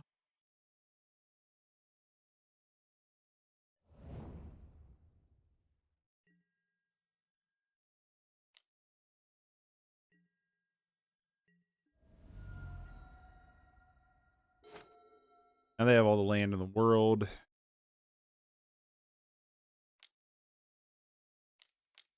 School teachings here, which are likely not. 9 millionth Bonder's ornament.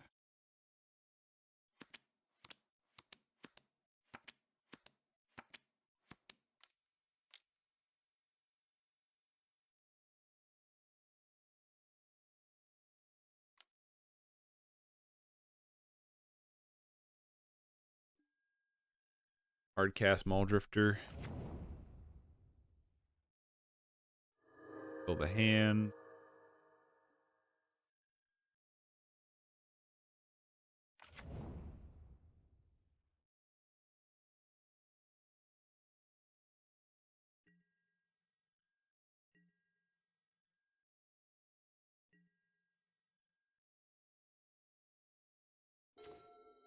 My goodness.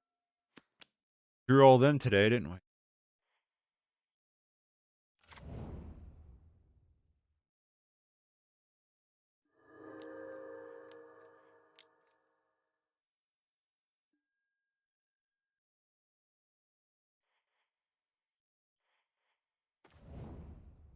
There's Epicure.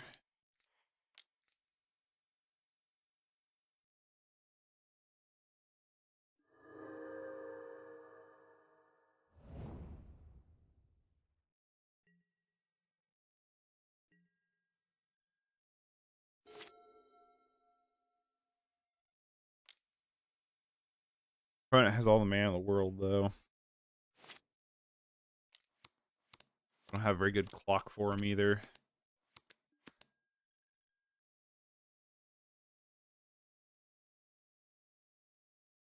Draw birds.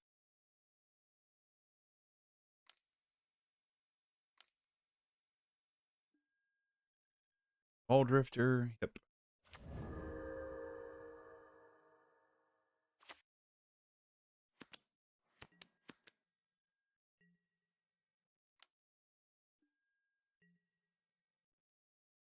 Could have some kind of counter spell up, but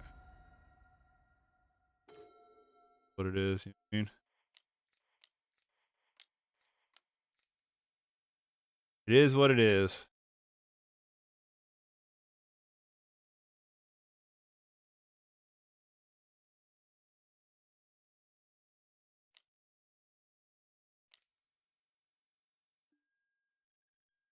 Sure.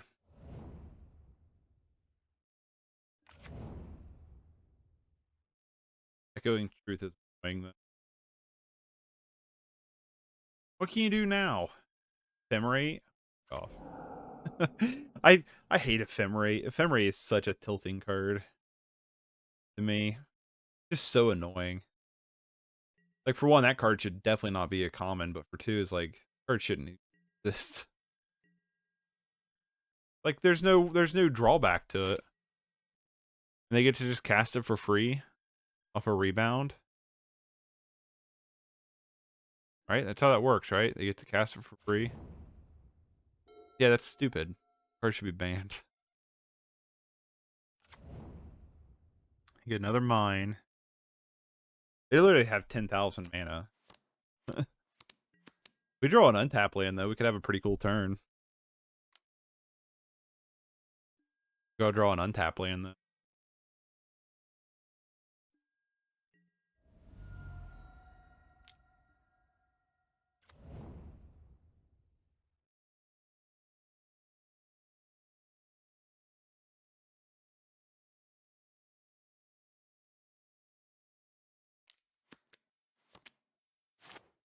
Y'all too many cold. Yeah, I don't care. We are not on that game plan anymore. Untap land.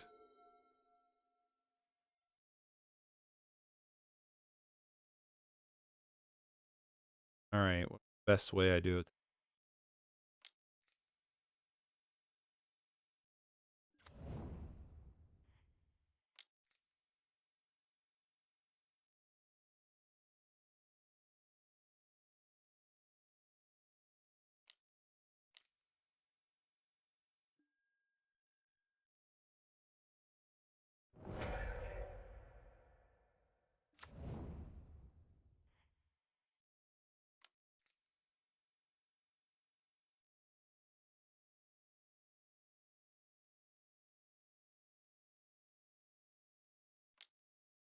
Will you knock it off?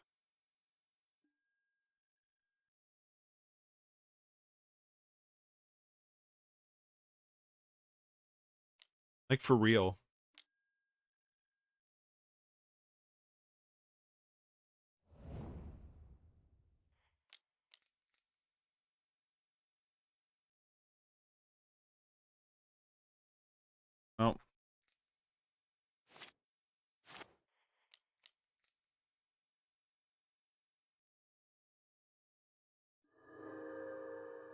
This Tron deck's super annoying.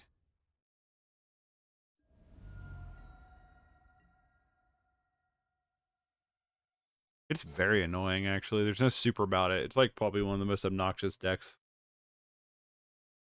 It's not. It's teasing. I don't like it, though. It's not my favorite.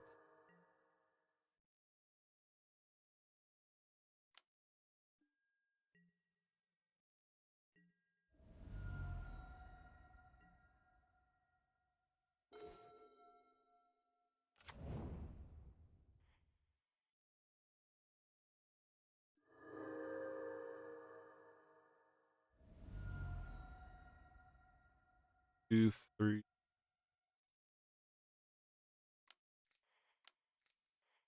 Echoing Truth could be annoying here.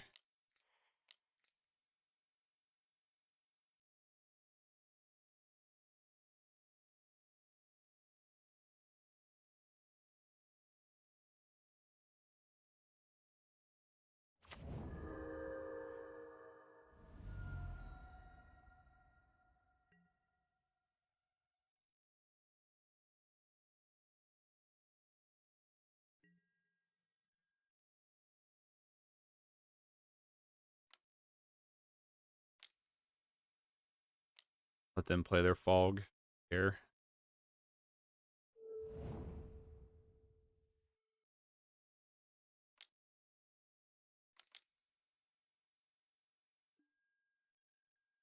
What was that? All the Bonners.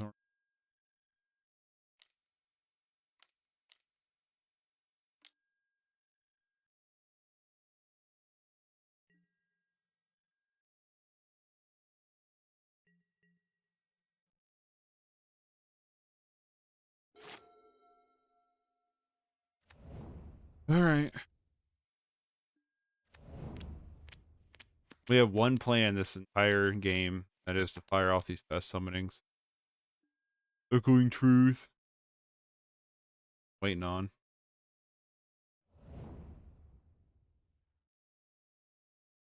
I got Bojuka Bog. We know it's in their hand. Don't need to keep that open anymore.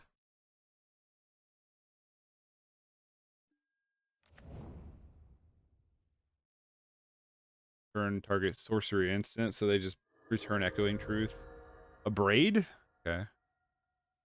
Braid's pretty good. Goes off Soul Warden.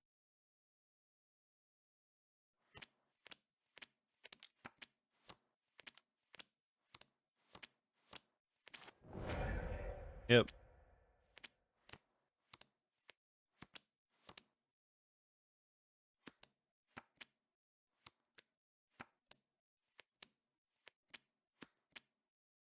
The Echoing Truth here. I'm just scooping.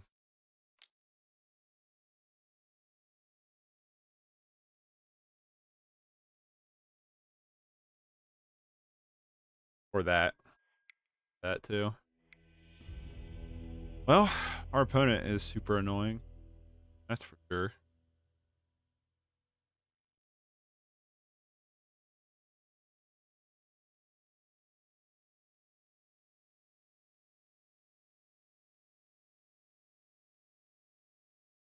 Okay, let's go down.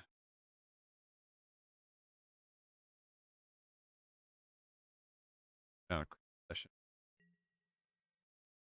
Try it like this. Yes, I'd like to be on the play. I would like to mulligan this. I'm gonna keep this.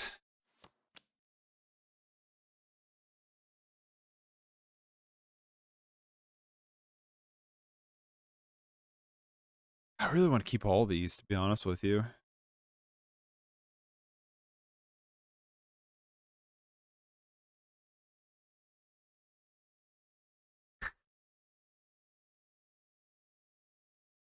Dawnbreaker just feels like the least.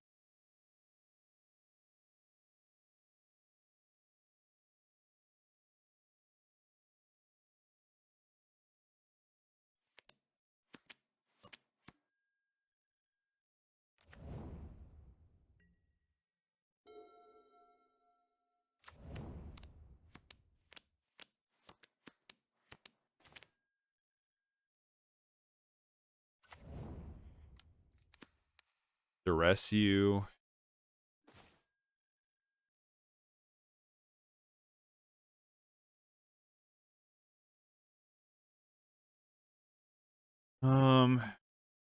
Prosthetic Prism or Bonders?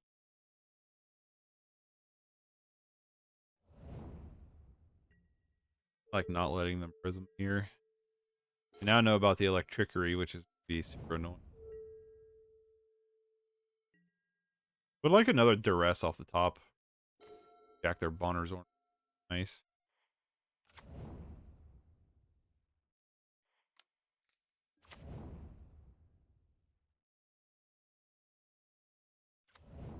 Damn it, they got a land too. Yes.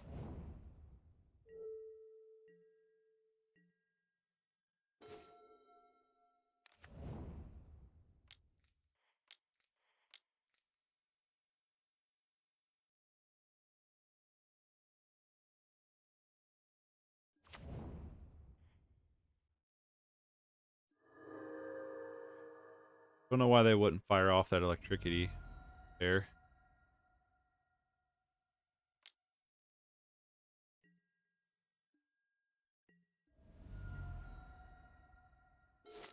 I know they have it. I just tapped it out because I just thought they would use it.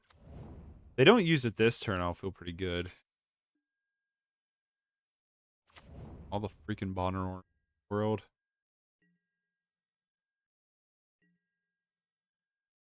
They probably want to overload it.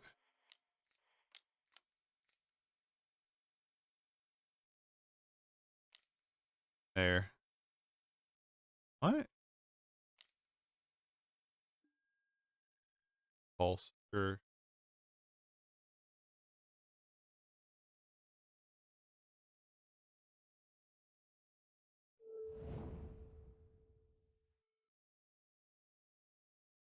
Now they firing off Electricity.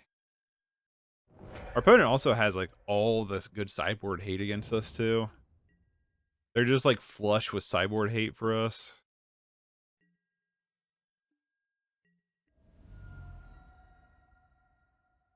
Think about it, they brought in electricity, whatever. They have Echoing Truth. They have what all they have that last game? They had a bunch of stuff.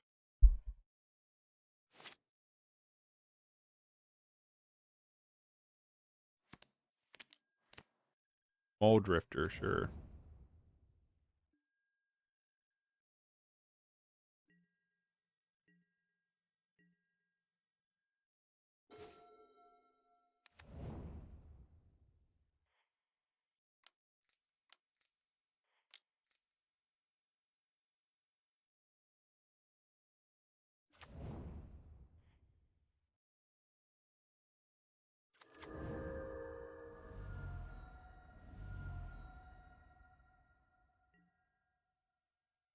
Not gonna attack here.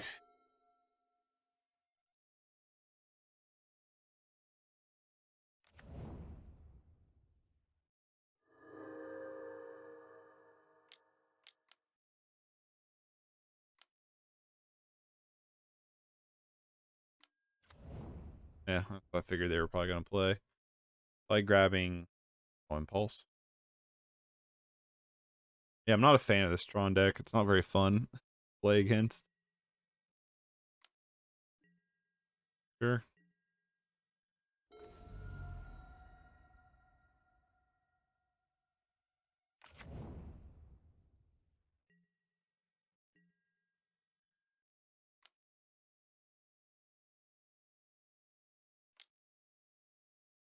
What do you have? Only a 2-drop, really? Frustrating.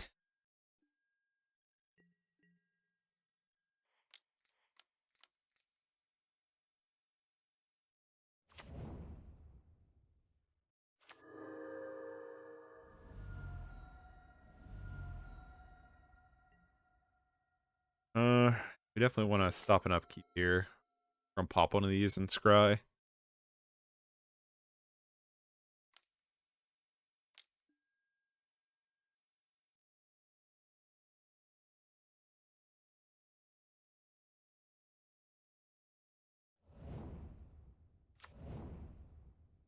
There's Tron.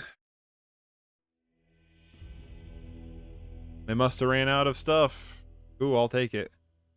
Not a fun matchup. Not by any means.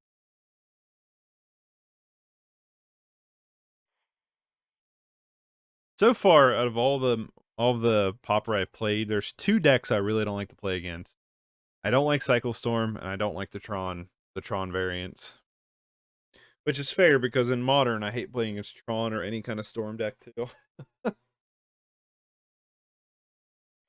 like to play against, like, I don't know, the creature decks and stuff. I don't know. There's a lot of decks in Pauper I really like playing against. You have great games, but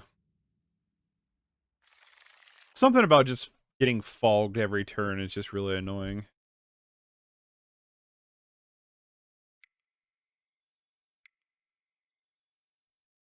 This is a mulligan. This is a debatable keep. Really don't like just having a play. We're on the play too.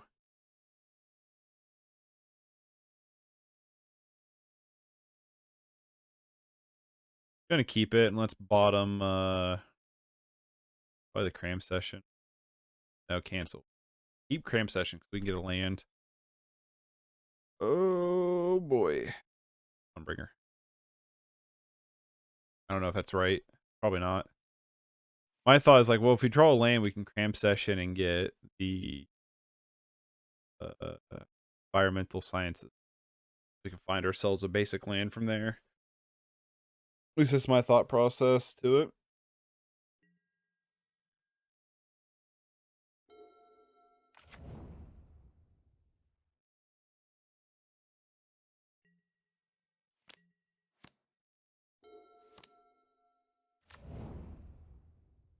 Wait in a mirror? That'd be kind of cool.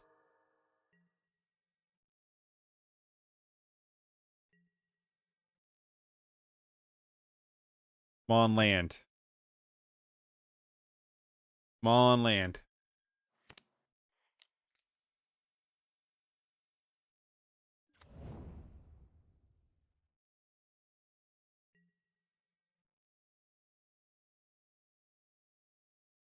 If we don't get land, this is not going to go well for us. We really need land to actually, like, you know, play the game. Our opponent does not have problem finding land on turn.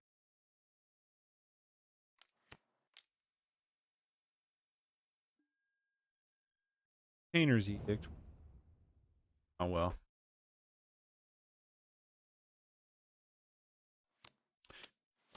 Yeah, if we get on tap land, I'm just going to Cram Session.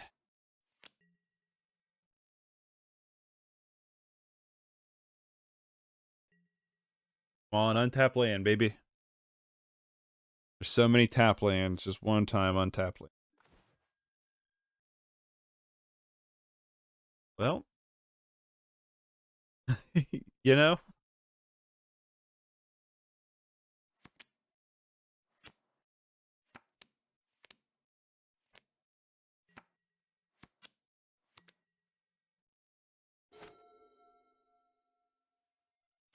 The magic gods aren't our friend right now. My friends. Oh, what's this? Bushido. Interesting.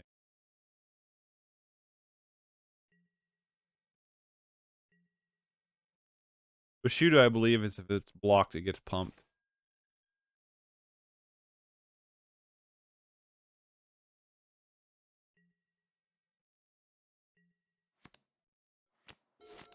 I'm mainly just playing to see what our opponent's deck's doing.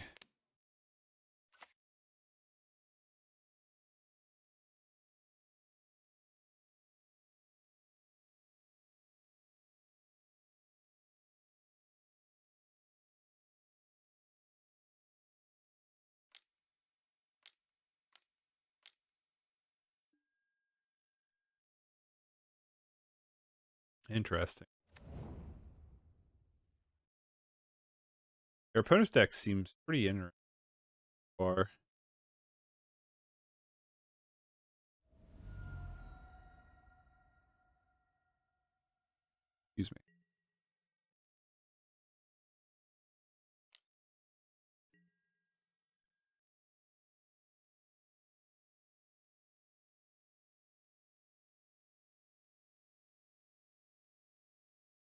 Oh, sorry, dude. I was texting.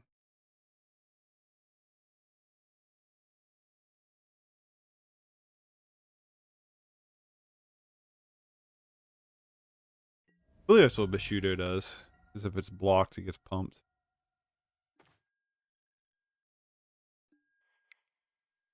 Alright. Go to sideboard. Bring in Feed the Swarm. Got Inheritance.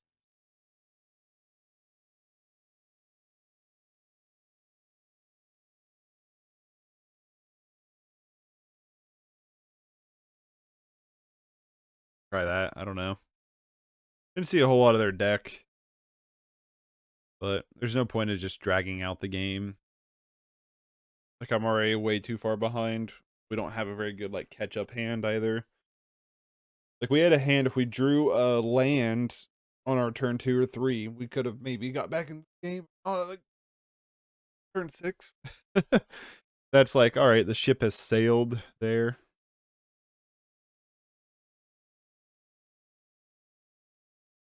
They might also have a lot of great graveyard hate for us.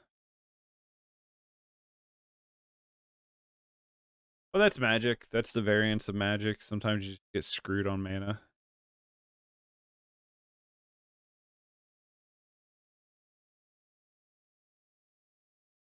I like this deck a lot, though.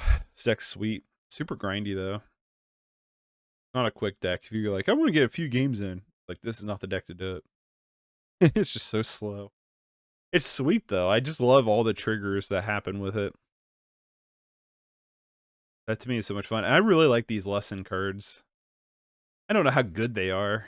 This one kind of came in clutch against that mono black sack deck time.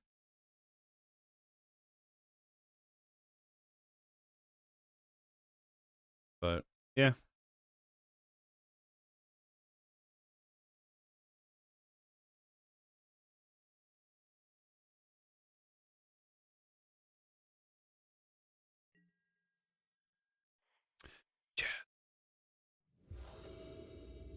I'd like to go first. Mulligan then. I'm gonna keep it. Bottom Epicure, just because we're so far away from it. This hand, we're kind of all in on Unicorn. Keep.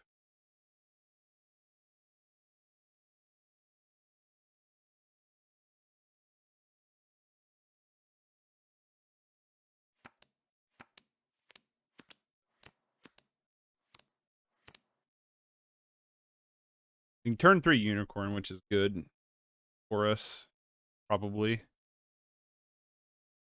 I don't know, it depends on what they do, I guess. If they like, hey, here's Chainer's Edict, I'm like, no.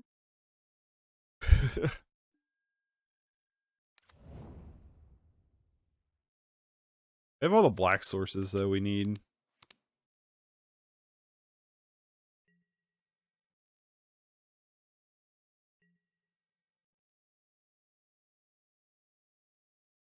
Just show me what I sided out. Yeah, cool. Didn't know that. Could show you what you sided out.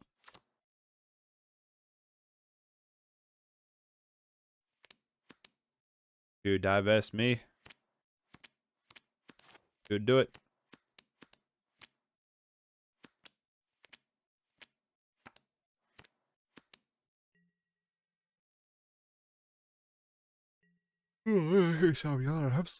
I say what though, I am tired.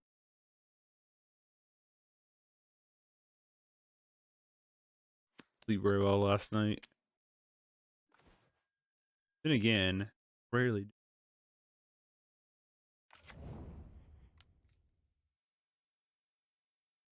Throw down Soul Warden.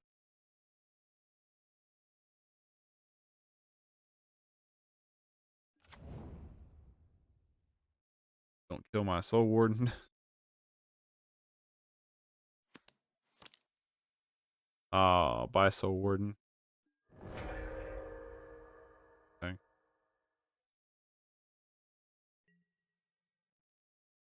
Huh. Seen that one before. So our plan now is probably not Unicorn turn 3. It's probably Lunarch Veteran, maybe. I don't know.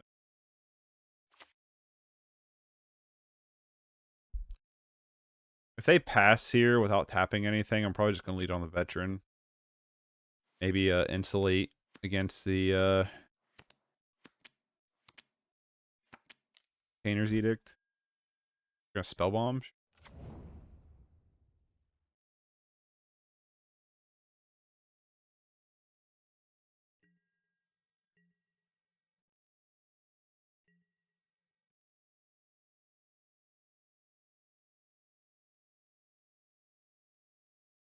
Do want to play around Painter's Edict a bit though.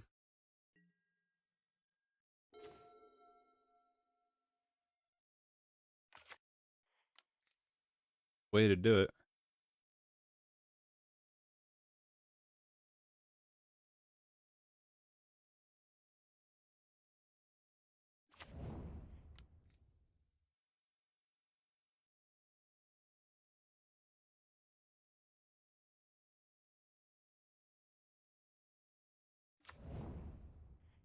Leave it alone. Leave it be. Let it do its thing. Leave it in peace.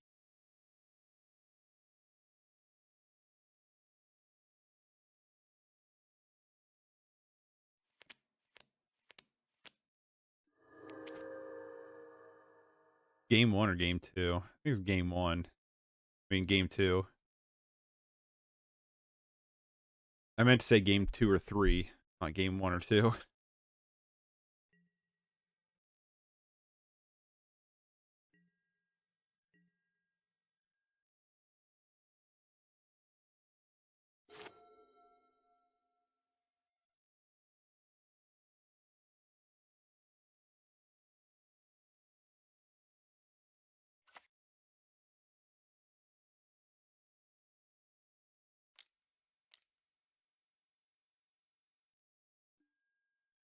Echoing Decay. Boo.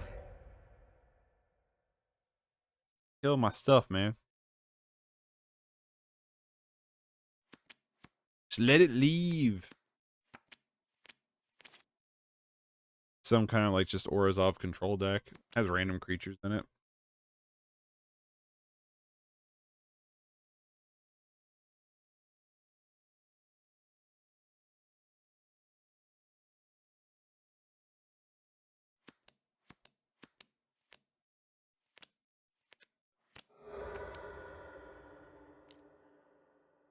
Sure. Another Soul Warden or Lunarch Veteran off the top would be pretty killer.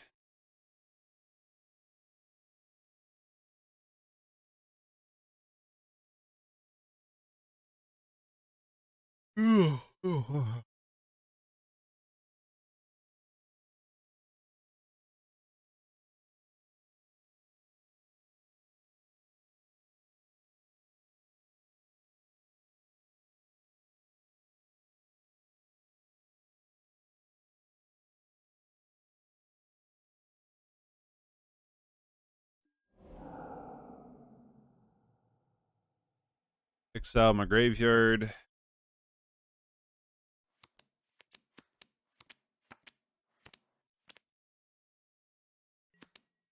Play my corn.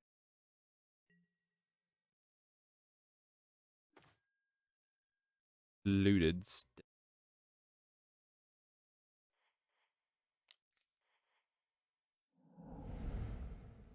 I'd have been dumb to cycle that. Eh.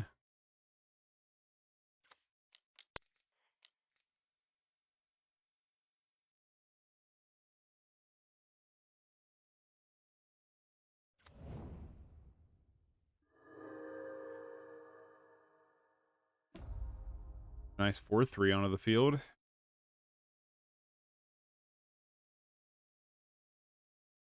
I hope he killed me boots with my 4/3 unicorn.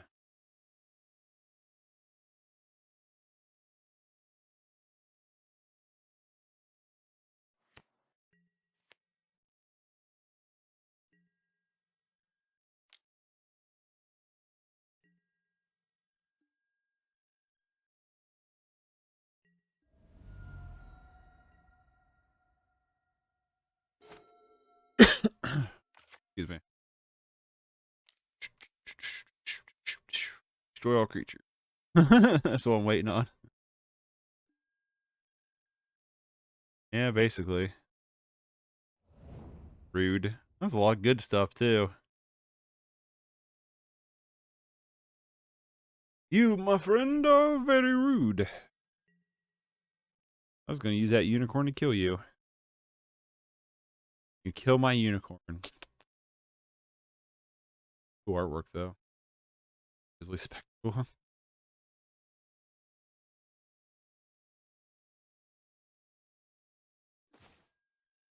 There's Blight-Priest. That's pretty good.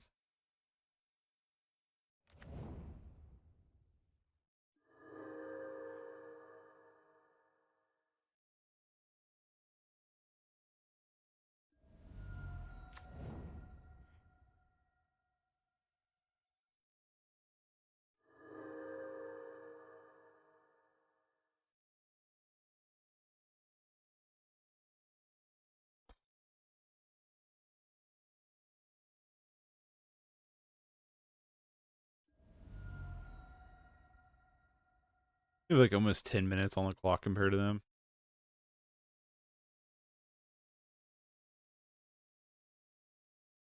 Oh, that's like a person with a mask. That's not a mole. Never mind. I thought it was like a mole creature. But it's really cool. Mask going off the face. Less cool. A lot cooler when I thought it was a mole with like a military armor set on.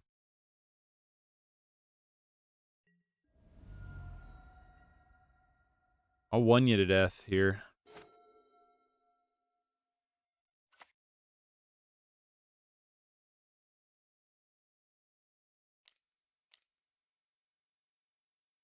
Stop killing my stuff. Give up, Soul Warden.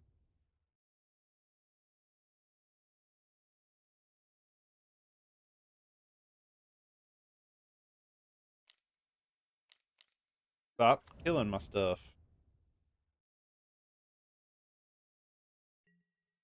Oh, let's draw something cool.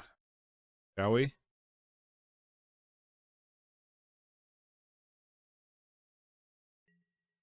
Something cool, please. Cool enough.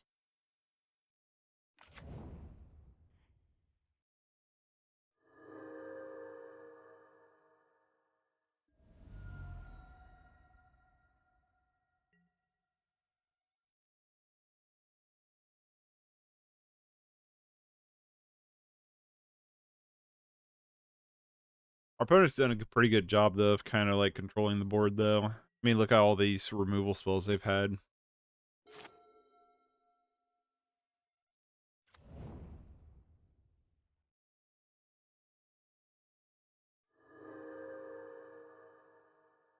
I'd really like, I think more than anything, I would like to just top deck cards so we can get Pest Summoning. Cram Session. Cram Session would probably be the best card for us to draw. We could Cram Session and just Pest Summoning, burn them for a good chunk, and then have a lot of little stuff to deal with Painter's Edict. Did they give it?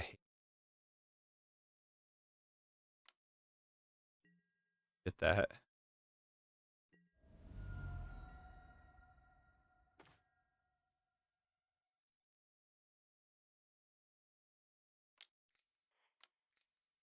That. Bounce this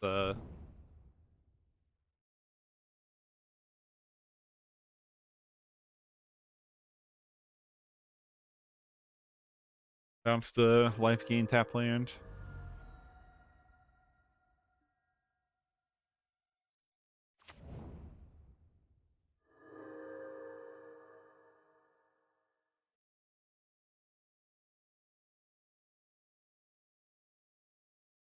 I don't know if I trust an attack here. I guess I only have one card in hand. I'm gonna attack.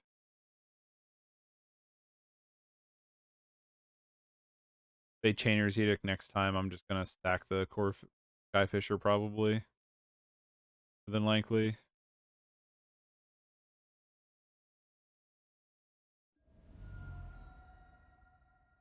Maybe. Trying to.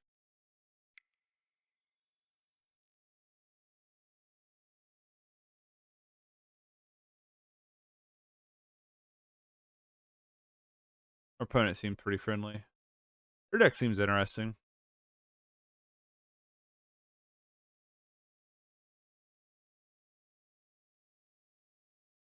I like this deck a lot, though. Like, a lot. I'd throw it up there with, like, Infect and Wildfire and stuff for decks I've really enjoyed playing. I just feel like I had a little bit of that soul sucked out of me playing that Tron deck. Because it's just so... We came out on top, kind of. Yeah, I think they scooped too early, but... The Shuffler has me under his control with my crew. What? Shuffler has me under control with it. My crew.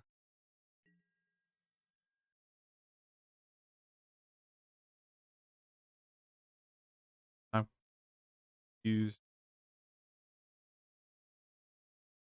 What? Confused on what you mean by that. Shuffler has me under his control with my crew. You mean like the deck shuffler? Like how the deck was shuffled?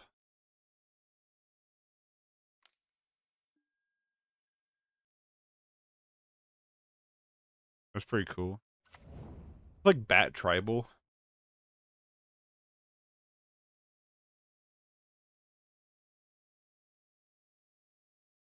Yeah, I still I don't know what our opponent means by what they were saying.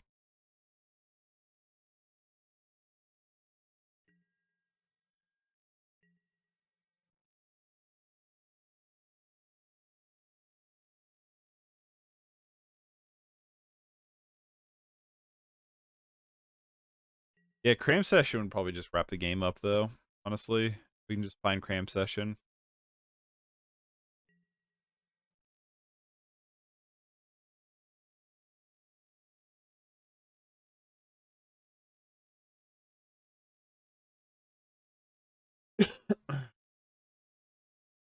Long Cram Session.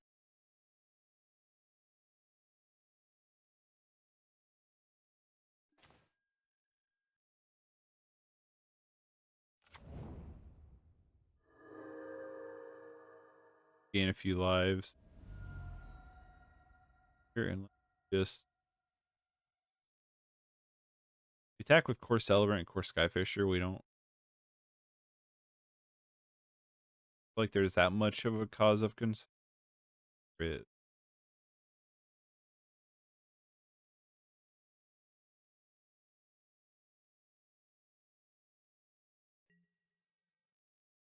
not gonna attack.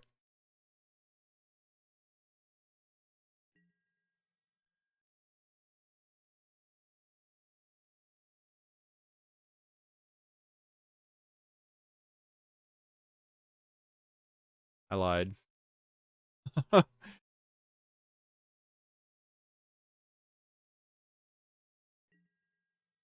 No defenders.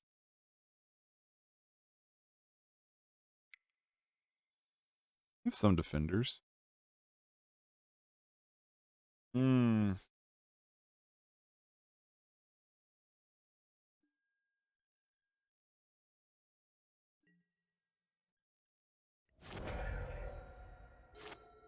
Definitely makes our hand worse to Chainer's Edict now. They don't if they don't get a hand.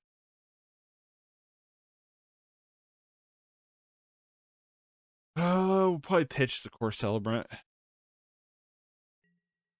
GG.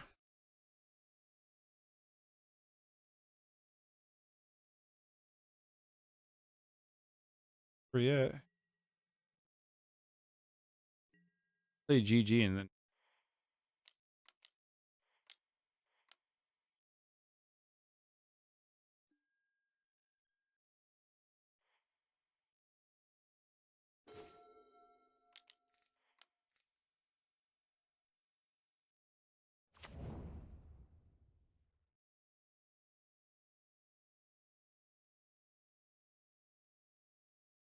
burn them for a bunch.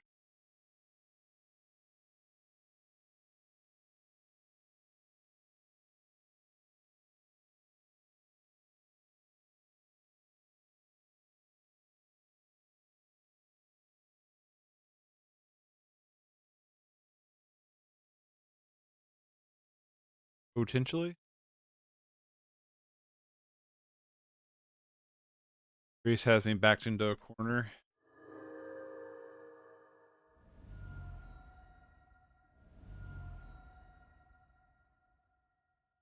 I don't know what to reply to.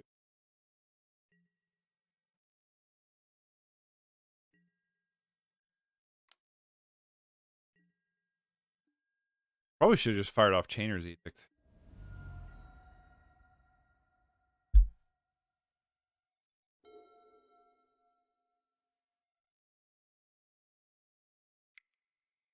I don't know what to say.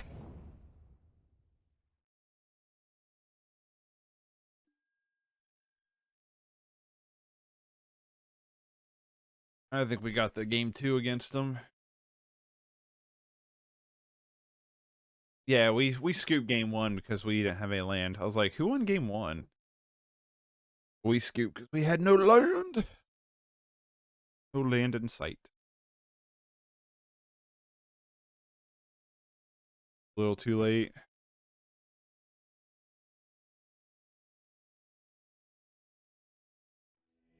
All right.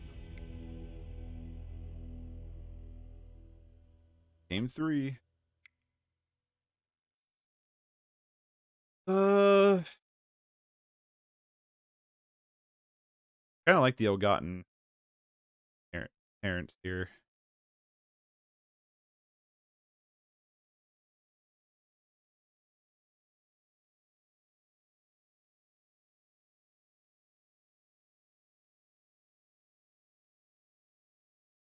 Actually gonna go down to Unicorn because like Unicorn's pretty, I think, weak in this matchup. That's kind of a grindier game where ill-gotten inheritance might be actually good. That's because a lot of their creatures I've seen so far are kind of puny. No, I don't know. My thought process.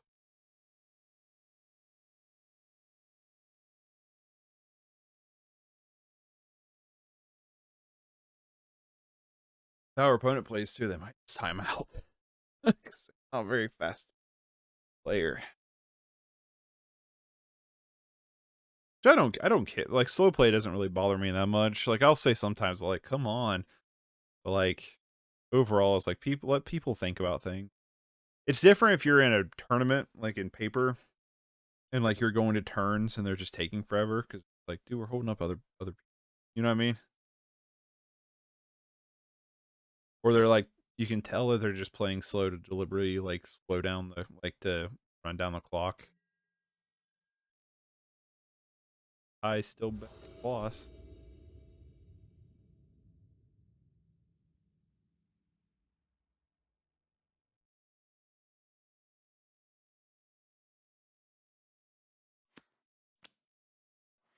Well, it has the potential to be a decent hand. I feel like an apple. One thing I don't like about this deck so far is we don't have very many like untapped turn 1 sources. We have almost a little bit too many tap sources. Our opponent has just such a bizarre deck. I have like no idea what our opponent's doing. I really don't. I don't have a clue what our opponent's doing. Very strange.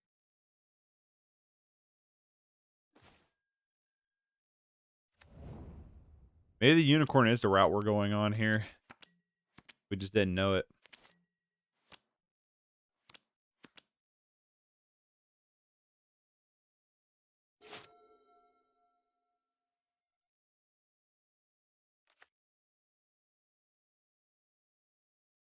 Our opponent's just got so much random stuff. Like, I have no idea like what to actually do against them.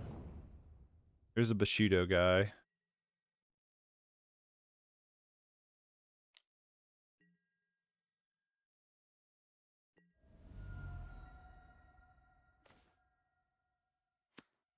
Our opponent and their weird hodgepodge decks.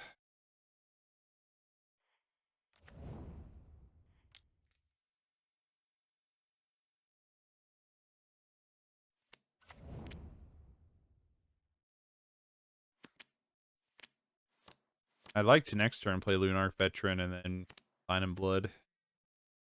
What I would like to do.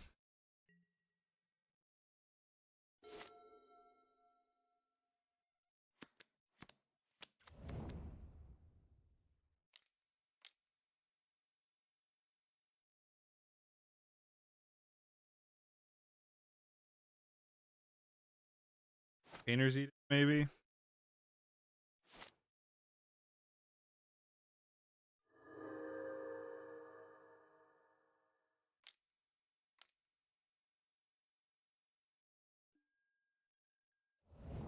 Yep. Still think it's my plan, though. To, Lunarch Veteran, Sign in Blood next turn.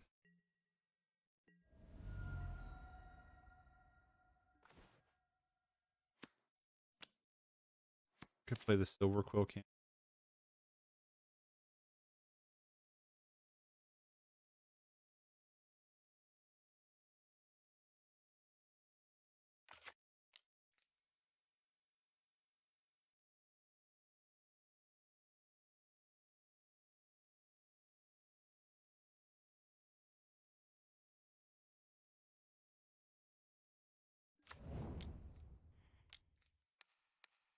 Sign in Blood ourselves here. Okay.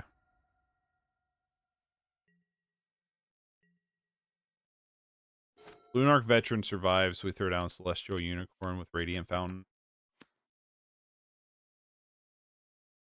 It's a big if Lunarch Veteran survives.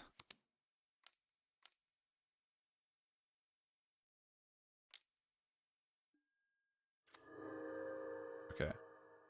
Sure. They also have a lot of life game. Time is on your side. Could be.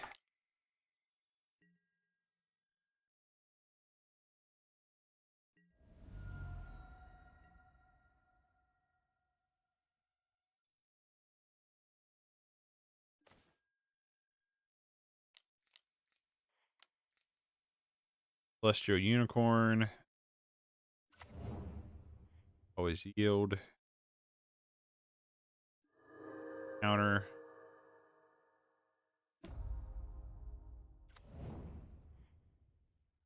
Gain some more life. Grow the stallion.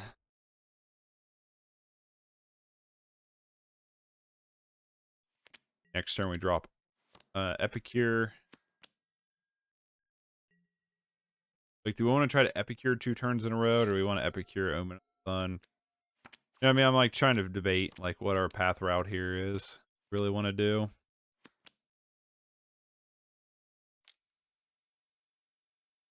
Our opponent is running lower on cards. Yeah. I'm still not entirely sure what our opponent's doing here. They're just a flying deck, maybe?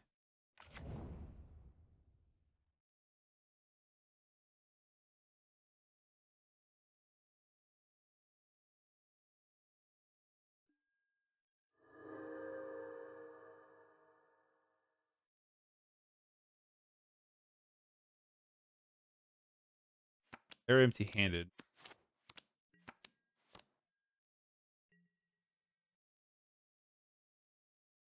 Then the flying dorks. Sure.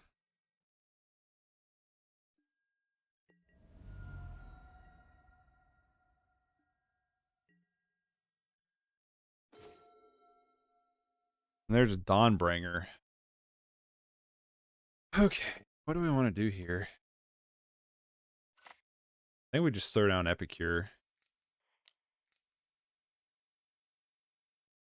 Gain a bunch of life, attack with the unicorn. And then next turn we gain a bajillion life.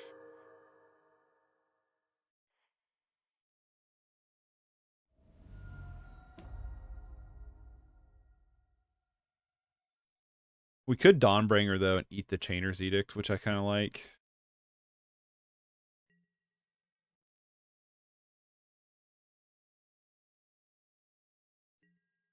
If I attack with the unicorn, they lose everything. If they block with everything. I'm completely okay with. Unless I'm reading Bushido wrong. Could be the case.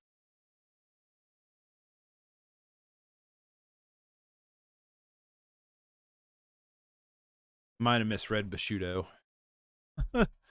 Oops.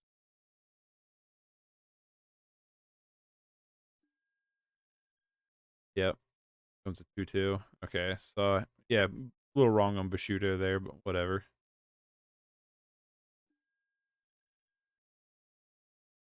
Sucks we're gonna lose our unicorn. Do help to clear off their board though a little bit.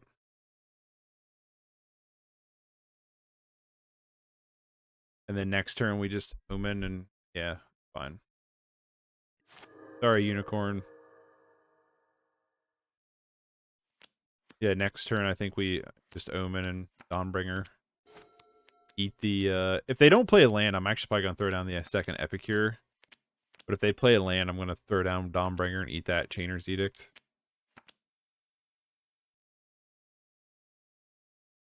They're not playing a land this turn. Well, they could just be bringing back the cat, I guess.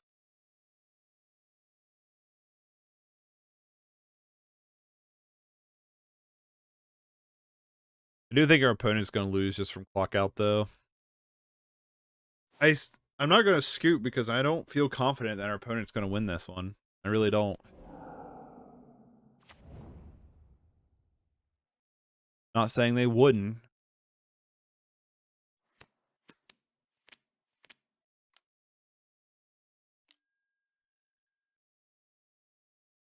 Ooh. When it dies, okay. Well, if that's the case, I'm going to throw down these three more than likely. I mean, it all depends on what we draw, too.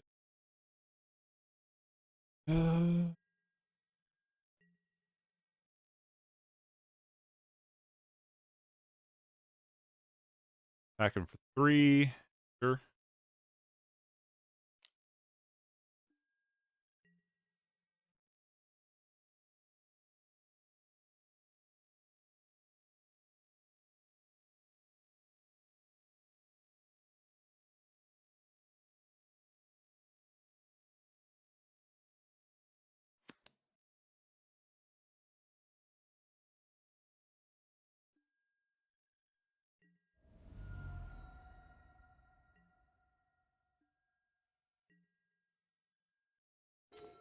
Draw Soul Warden. Ooh. Now they scooped it. Oh, I didn't realize they were down 16 seconds. I think we could have won that one, though. All right, so overall 4-1. We lost to Mono Black Sack, but we also beat Mono Black Sack. Super grindy games. This deck is super grindy. Against Tron at game 3, I think could have probably went either way. I'm not entirely sure why they scooped, but I'll take it as a win over Tron. And then against our opponent who was about to time out, for one, they were about to time out. You should be able to beat somebody within time limits, but also for 2, I really think we were going to pull ahead of that game. We drew Soul Warden, we had Omen in hand, we had Dawnbringer in hand, and we had a second Epicure. And even if we ditched the other Epicure because of the cat made us discard it, I still feel confident our board would have prevailed. I think we would have cleaned that one up.